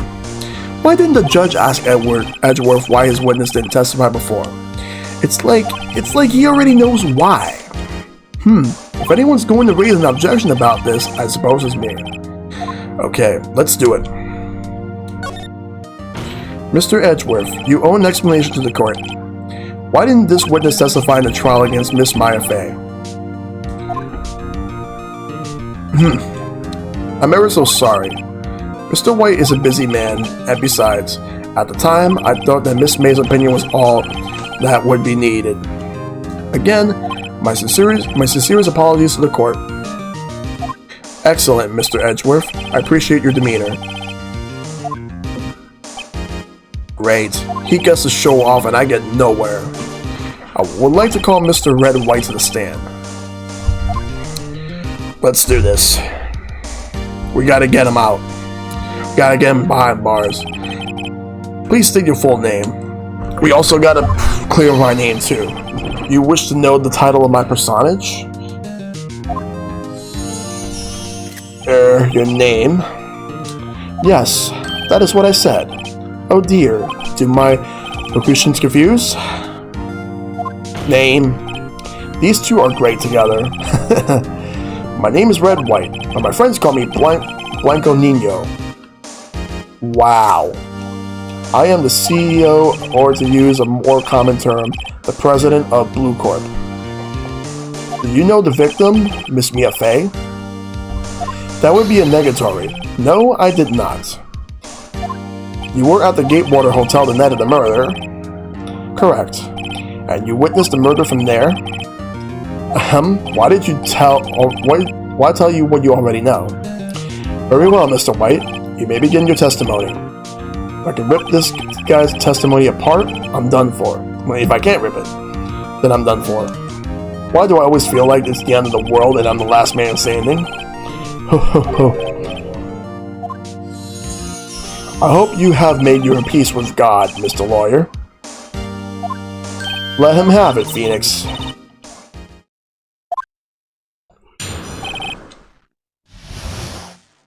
Let's see. It was about 9 o'clock, I believe. I was quite quietly that's reading to you some papers by the window. Then I heard a bedlam coming from outside. Surprised, I turned to look at the building across the way. It was then I saw him, a spiky-haired man attacking a woman with long hair. Needless to say, that man was none other than you, Mr. Lawyer.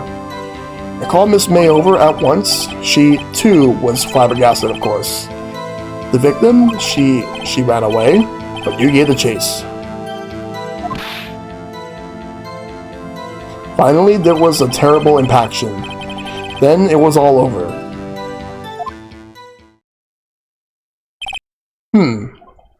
Things occurred as you testified, and I'm afraid the defendant is guilty. Very well, defendant. Mr. Wright. Cross-examination. Yes, Your Honor. All of it's bullshit. Alright, let's go. Alright. Okay. I was quietly pursuing that's reading to you. Whatever. Then I heard a bedlam coming from outside. Okay, whatever. Surprised, I turned to look at the building across the way. Whatever, okay. It was then I saw him, a spiky-haired man, attacking a woman with long hair. Needless to say, that man was none other than you, Mr. Lawyer. Whatever. Called Miss May over at once. She, too, was surprised, of course. It's BS, but whatever. The victim, she ran away, but you gave the chase.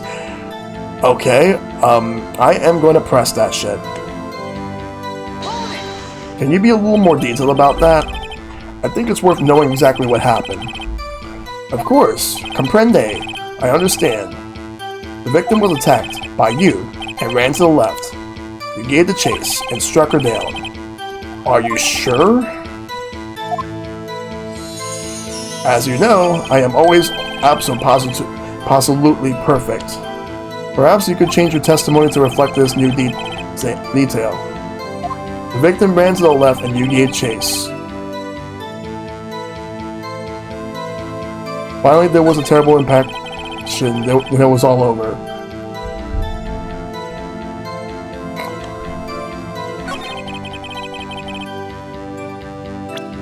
I'm going to present something.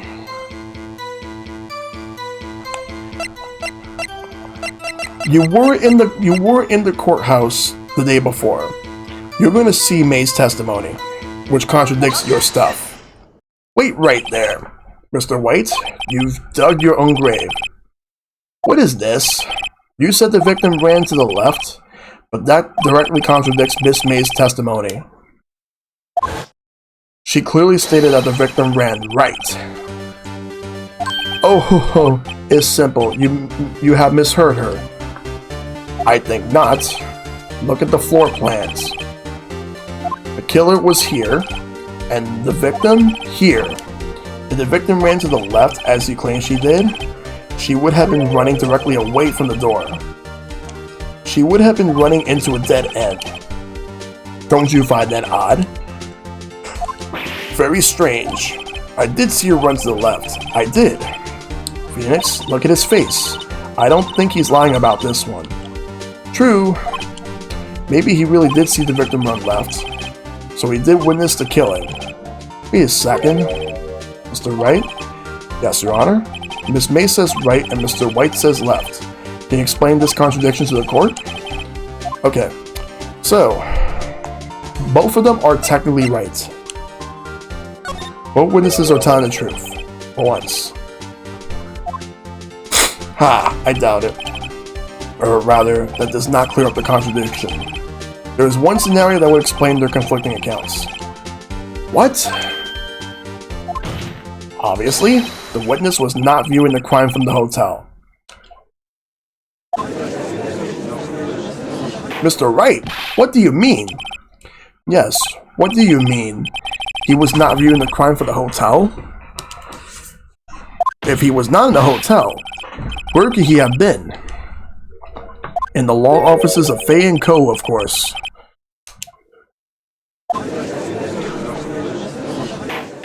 More specifically, he was standing there. Time to show the court where Mr. White was standing. Okay, so as you can see over here, there's the K cursor, there's a K circle here, and then there's the V circle.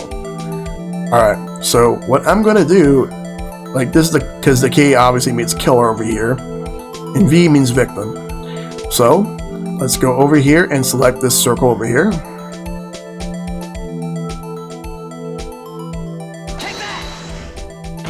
This is where he was. Look, when the victim ran for the door, if he was watching from this point, to him it would appear that she ran to the left. Please, this is no time for jokes and ill taste. That is where the killer was standing. Order, I will have order. Anyone disturbing the order of this courtroom will be held in contempt. Mr. Wright, what are you suggesting? Rapscallion. The postulations of the defense are a distortion of the truth, Your Honor. Indeed, they do seem a bit far-fetched. You provide us with so much entertainment, Mr. Lawyer. What now? He's laughing. Well, the hilarity of the moment made me remember something. It appears I have been unclear, and for this I apologize. Mr. Your Honor, might I be allowed to testify once more? Very well. Let's hear your revised testimony. Good luck. You can't fix a broken testimony, buddy. Alright, so now we're gonna do another testimony where supposedly he claims that she ran to the left. Let's see what the real story is about according to him, and we'll dig deep from there afterwards. Miss May's testimony was correct, as was mine. When you assaulted the girl, she first ran to the left, and then you hit her savagely. That is what I saw. Next, with the last of her strength, she ran to the right. You chased her and delivered the final blow. Oh man, that is what Miss May saw. You see, you hit her twice. Don't you remember, Mr. Lawyer? That does seem to make sense. Will you be cross-examining the witness testimony? Why, yes, I will. Gladly. You bet I will. I mean, yes, Your Honor. Okay. Let's cross-examine this. More like F is for Phoenix. Hey, Q, what's going on? Miss May's testimony was correct, as was mine. Which, I find that to be quite a bit of a yikes moment thing right there. When you assault the girl, she first ran to the left, and then you hit her savagely. That is what I saw. Next, with the last of her strength, she ran to the right. Whatever, I don't really buy that. You chased her and delivered the final blow, but it seems like both of them said, since I already had to say that both were correct, I have to go with it. That is what Miss May saw. You see, you hit her twice. I didn't do anything, and I have evidence for that. Let's pull it out. We're gonna show off Mia's autopsy report, so let's go ahead and do that. Mr. White, The victim died from a single blow. What do you have to say to that? Erp. Now's my chance to hit him where it counts. Mr. White, wasn't it you who told this court you were absolutely perfect? I will refrain from using this phrase from now on. Your Honor, if you can ask the witness for a new testimony. The witness is obviously confused, Your Honor. I would like to request a 10-minute break. Yes, quite. The witness is confused because he's lying. I emphatically request that there be no break, Your Honor. Yeah, we want justice. Don't let him get away. Very well. If the witness would care to revise his testimony, the crowd's on my side. No slipping out of this now, White. Mr. White? Oh, okay. Okay. He has his next testimony. Let's go ahead and see what he has to say. The two accounts. Well, see? I looked at the other window when I heard that thing fall. Then, the next moment, I saw Miss Mia run to the left. The killer, you, attacked her, but she dodged. And then she turned and ran for the door. Then you did her in with a single blow. Thwap.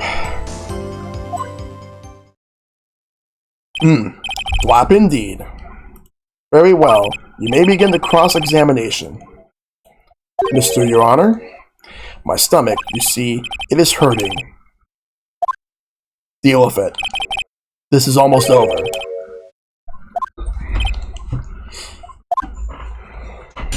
Alright. Well, see, I looked at the other window when I heard that thing fall. Then, the next moment, I saw Miss Mia run to the left. The killer, you, attacked her, but she dodged. She turned and ran for the door. Then you did her in with a single blow. Thwap. Phoenix. He's getting a lot of less talkative. He's probably afraid I'll catch him on something. But it wouldn't be easy. Well, see, I looked at the other window when I heard that thing fall. Then the next moment I saw Miss Mia run to the left. The killer, you attacked her, but she dodged. Alright, we're gonna go back, because there's a lot of bullshit.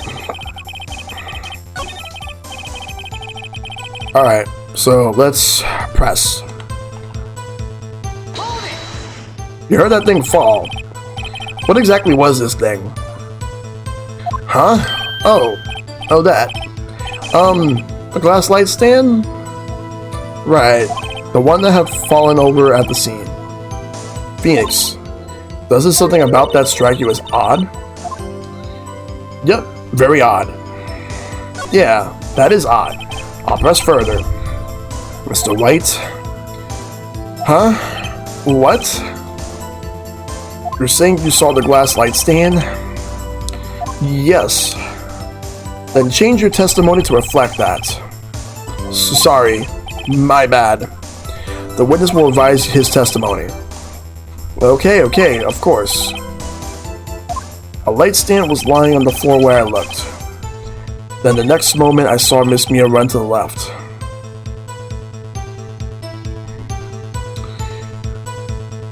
The killer, you, attacked her, but she dodged.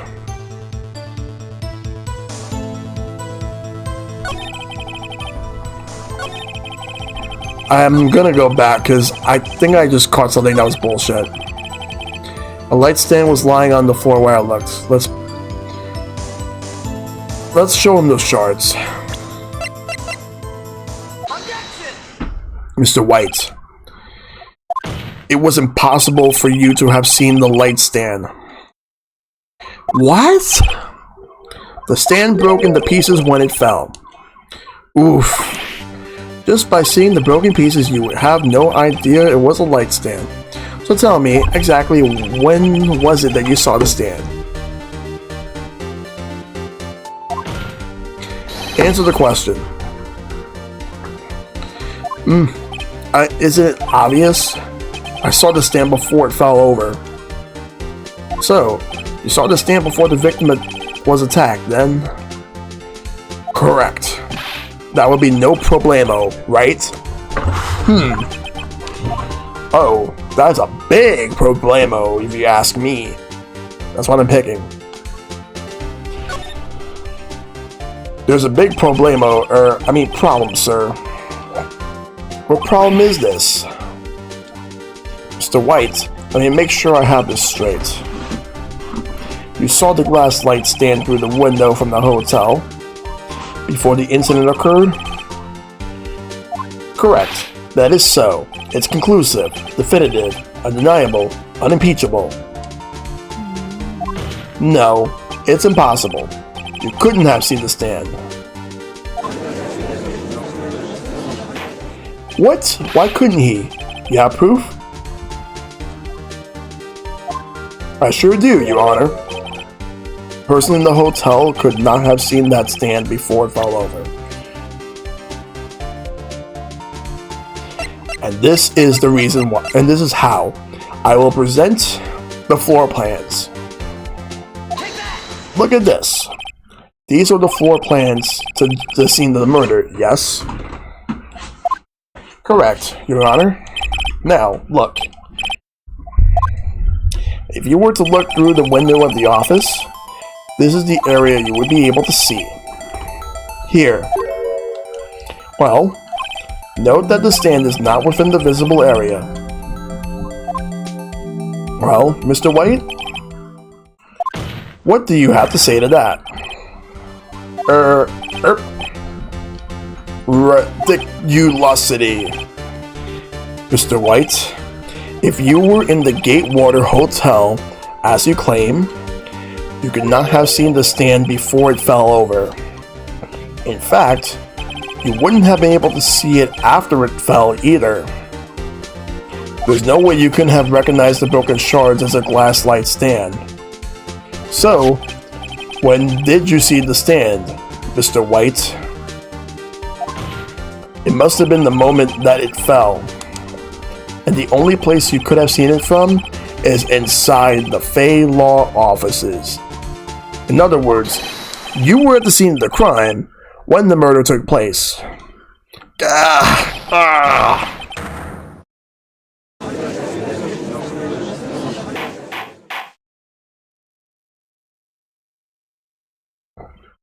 Mr. White? Mr. White? You did it, didn't you? Your Honor. Miss Mia. Heh. Looks like we're about to get our verdict. Objection! That's far enough, Phoenix Wright. What? I forgot about Edgeworth. Mr. White. I think the time has come. Shouldn't you confess your crime now? What? I said you should confess your crime. Ergo, confess that you placed the wiretap. The wiretap? Order. Mr. Edgeworth, explain to the court what you mean by this. Distinguished members of the court, Mr. White is slightly confused.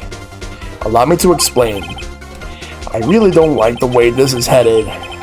As you know, Mr. White is the CEO of Blue Corp. He ordered his secretary, Miss April May, to tap the law offices of Miss Fay. What does that have to do, Your Honor? The question is, when was the wiretap placed in the office, and by who? No, you wouldn't.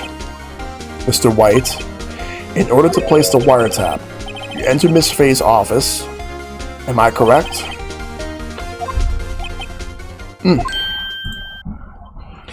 Correct. You are most correct, Miles. Give me a break. Yes, in order to place the wiretap, I breached the Fay & Co. law offices. That is when I saw that accursed light stand.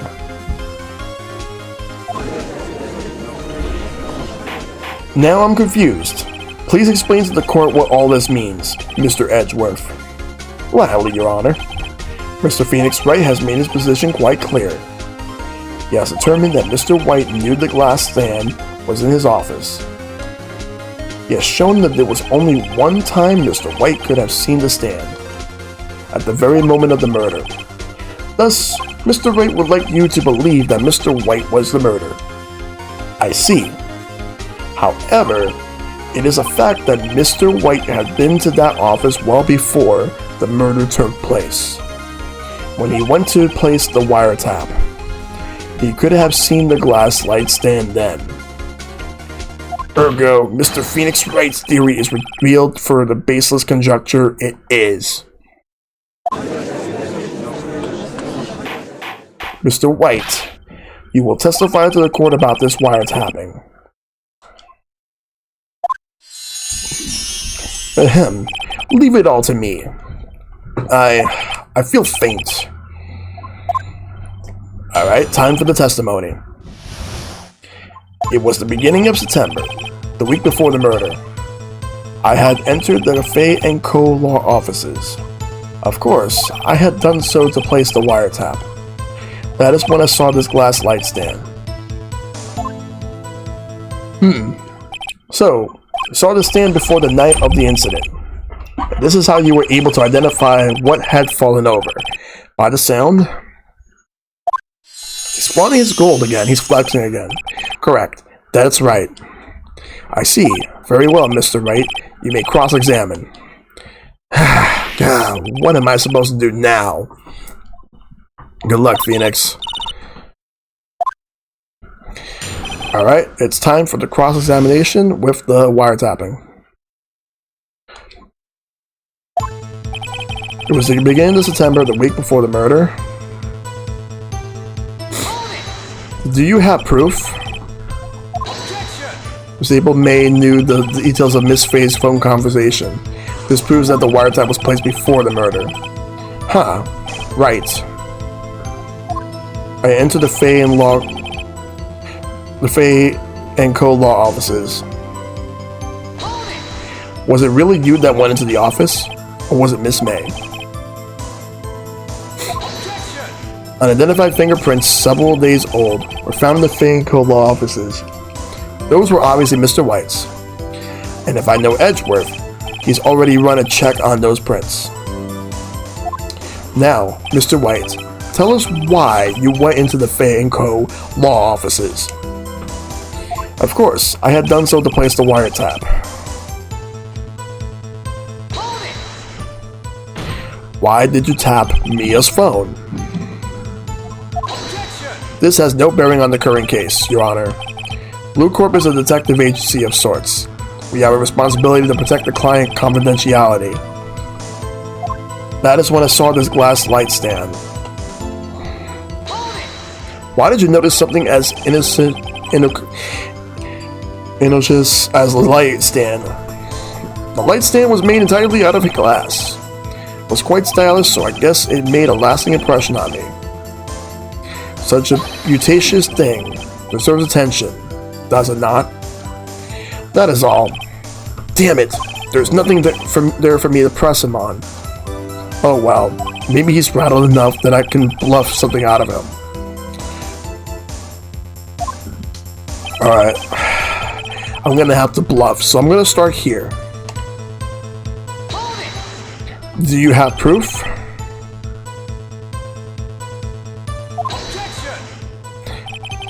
Oh.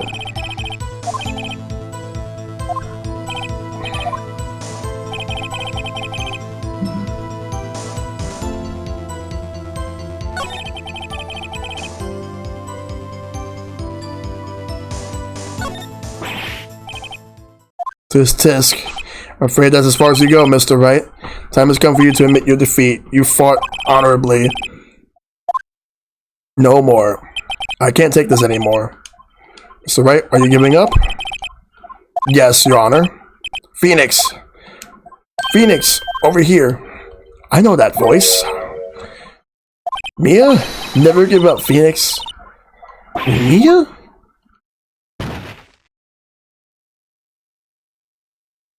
Where am I? The waiting lobby? What happened? Oh, right. I lost a trial. I was hallucinating. Ah, you're finally awake.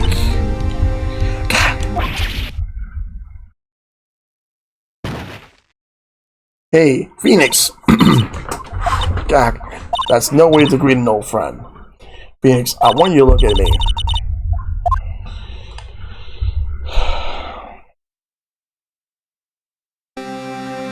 You're Maya. Didn't you know the Fae women have strong psychic powers? When you accepted your defeat in court, it appears that it wasn't enough to awaken the shocking to awaken Maya's true powers. So, Maya is channeling you, Mia? That's right. I am Maya, but I'm also Mia. Now, I want you to listen to me, Phoenix. Maya never gave up. You can't either.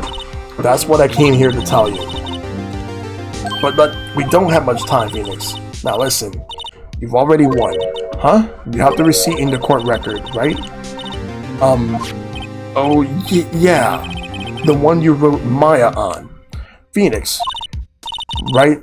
Wright wrote that, not me. So, what do I do with it? Look at the front of the receipt. The front? It's a regular receipt. Looks like it's from a famous department store. $1,000. Wow, big spender.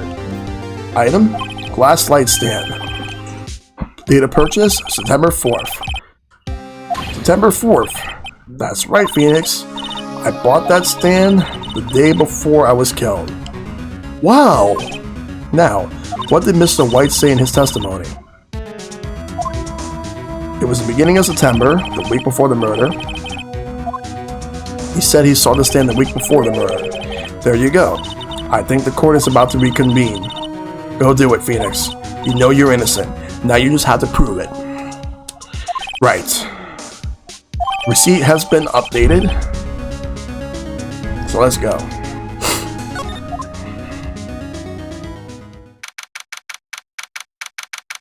Alright, 1:16 p.m. September 9th. District Court. Courtroom number 1.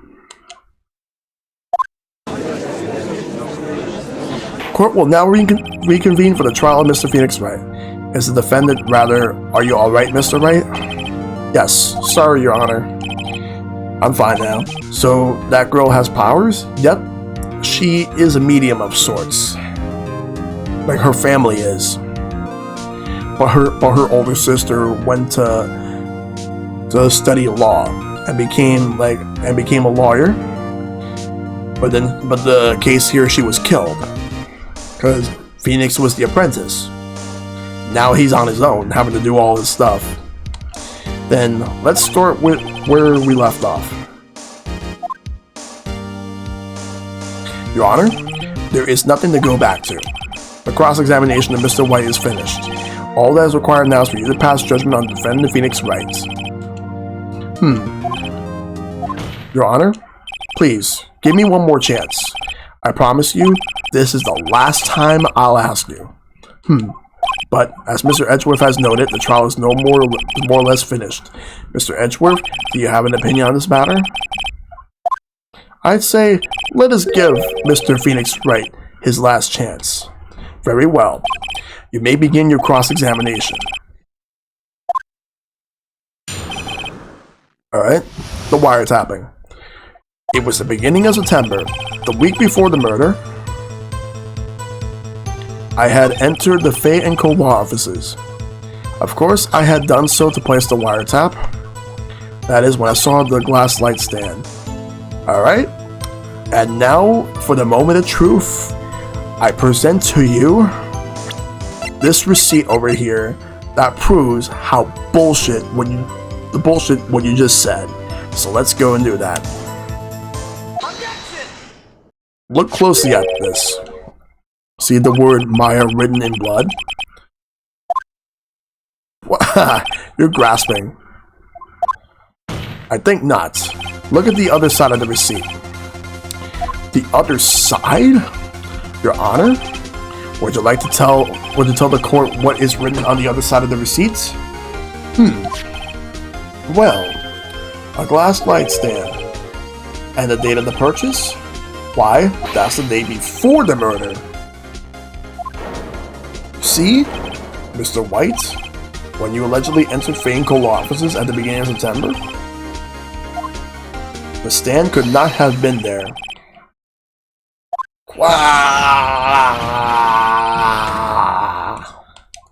Well, Mr. White, can't get out of this one, can you? No, it's a positive achievable. Uh-oh, he's losing it. Well, Your Honor, I understand there must be quite a bit of pressure on you. But I think you'll agree you can't judge me guilty under these circumstances. Very well.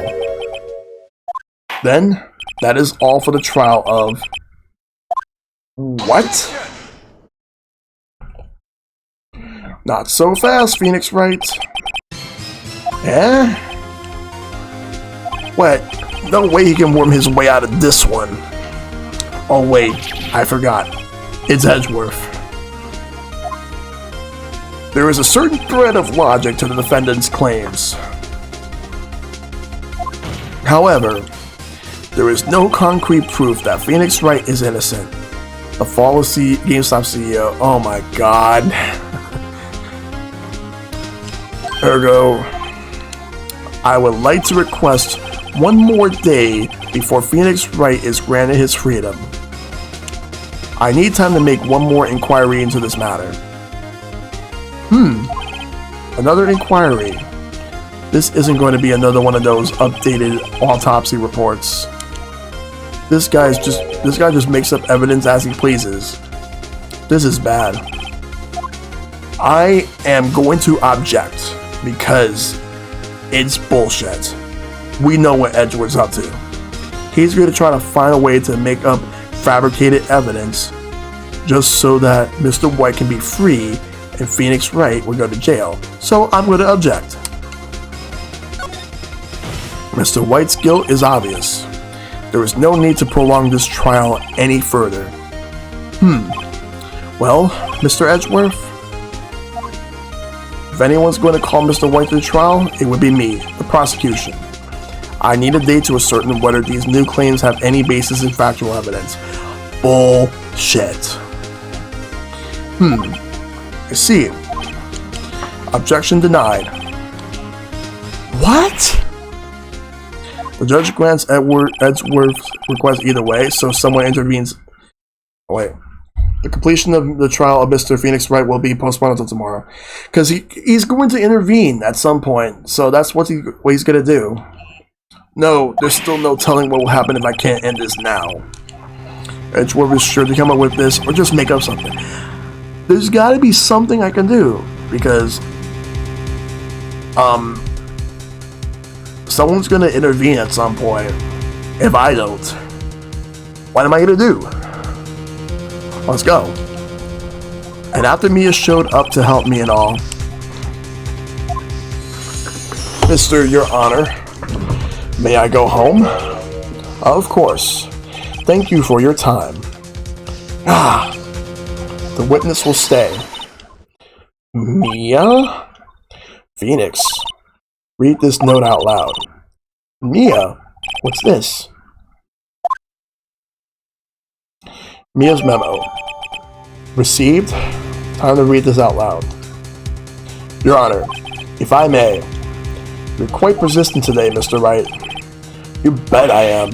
My life is riding on this one. I have something I would like to read to the court. I present to you Mia's memo, a list of people's names in Mia's handwriting.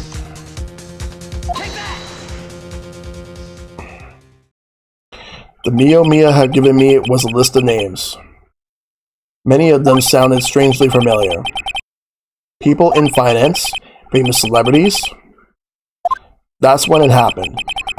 Stop. Desist. Halt. Please stop. Make him stop. How? How did you get that list? Mr. White, admit your guilt. Right here, right now. Or else this list will be released to the press. He's definitely got some shit right onto him. I confess. I confess. I did it. I hit her. I hit Miss Mia with the thinker. Case closed, Your Honor. Hitman? I guess. Yeah, I can see him as one. He definitely blackmails people. Well, I see no reason to continue this trial. Mr. Wright? Yes, Your Honor. You've done it again. That was quite a spirited defense. Yes, Your Honor. I guess you could say that. If you only knew how spirited it was. Well... This court finds the defense. Rather, the defendant, Mr. Phoenix Wright.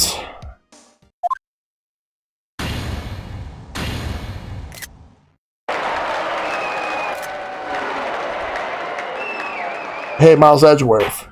Get fucked. That is all. This court is adjourned. September 9th, 2:24 p.m., District Court, Defendant Lobby, Number 1. Well, I never thought I'd be saying this again. But, congratulations. You're lucky I was born a Fae. Edgeworth just got shell-shocked. Yes, he did. I'm lucky I had both you and Maya on my side. I'm glad you made it. Thank you, Phoenix. You risk a lot to help me and Maya. I won't forget it as long as I live. As long as you live?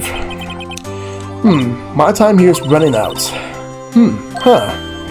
Maya's powers are still weak. I can't stay here that long. But what? No. There's still so much to say. Don't worry.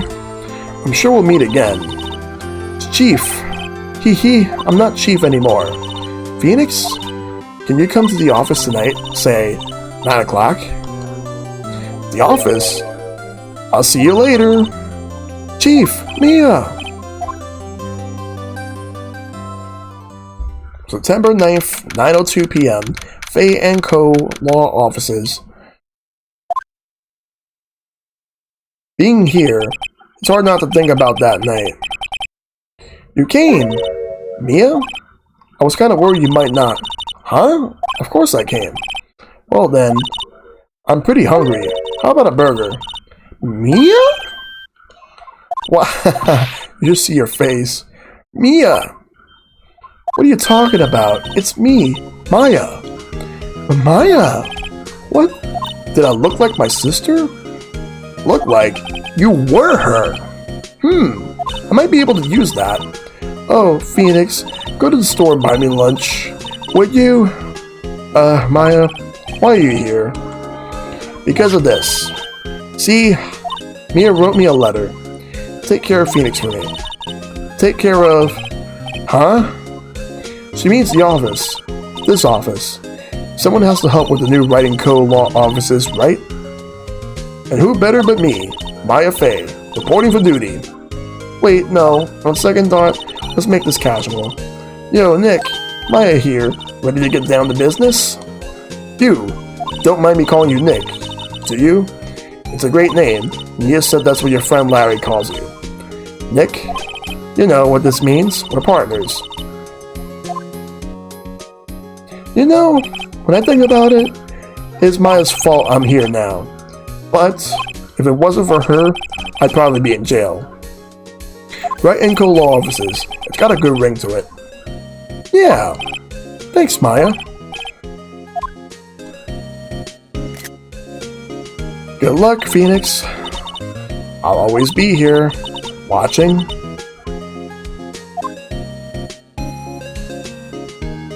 Right. Okay, Nick. Let's do it. Huh? Do what? Burgers, Nami. Burgers. There's a great burger joint just down the street. Come on, time isn't wasted. Okay, wait up. The end. And that right there is the end of Case 2. And I'm unlocked Case 3. A new episode is added. I am going to save.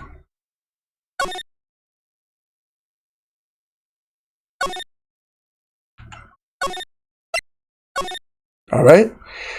Alright. And that is going to be the end of the stream tonight. Let me just get off of this. Tomorrow, I am going to do Case 3. Do want to appreciate everybody coming through to watch my stream tonight, and everybody that has voted for Phoenix Wright as the Game P game for the Alphabet Challenge. It was definitely awesome. I'm definitely looking forward to doing more of this tomorrow. No problem. So thanks to everybody coming through, and thanks for that follow, Dragonfire. It's good seeing you too, Benji.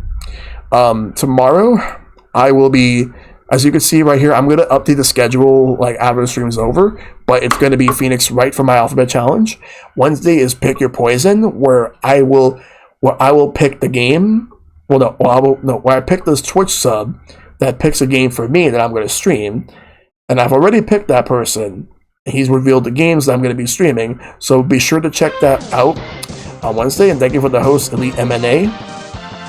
Thursday will be more Legend of Zelda: A Link to the Past. So that is my stream week for this week. So be sure to check out all my stuff. I also have my survey still going on, so be sure to fill it out. And I will have the Alphabet Challenge Game Q poll tomorrow night. So be sure to look forward to that. In the meantime, before I end the stream, I am going to go and raid somebody. Who am I going to raid? Let me take a look and see who's online.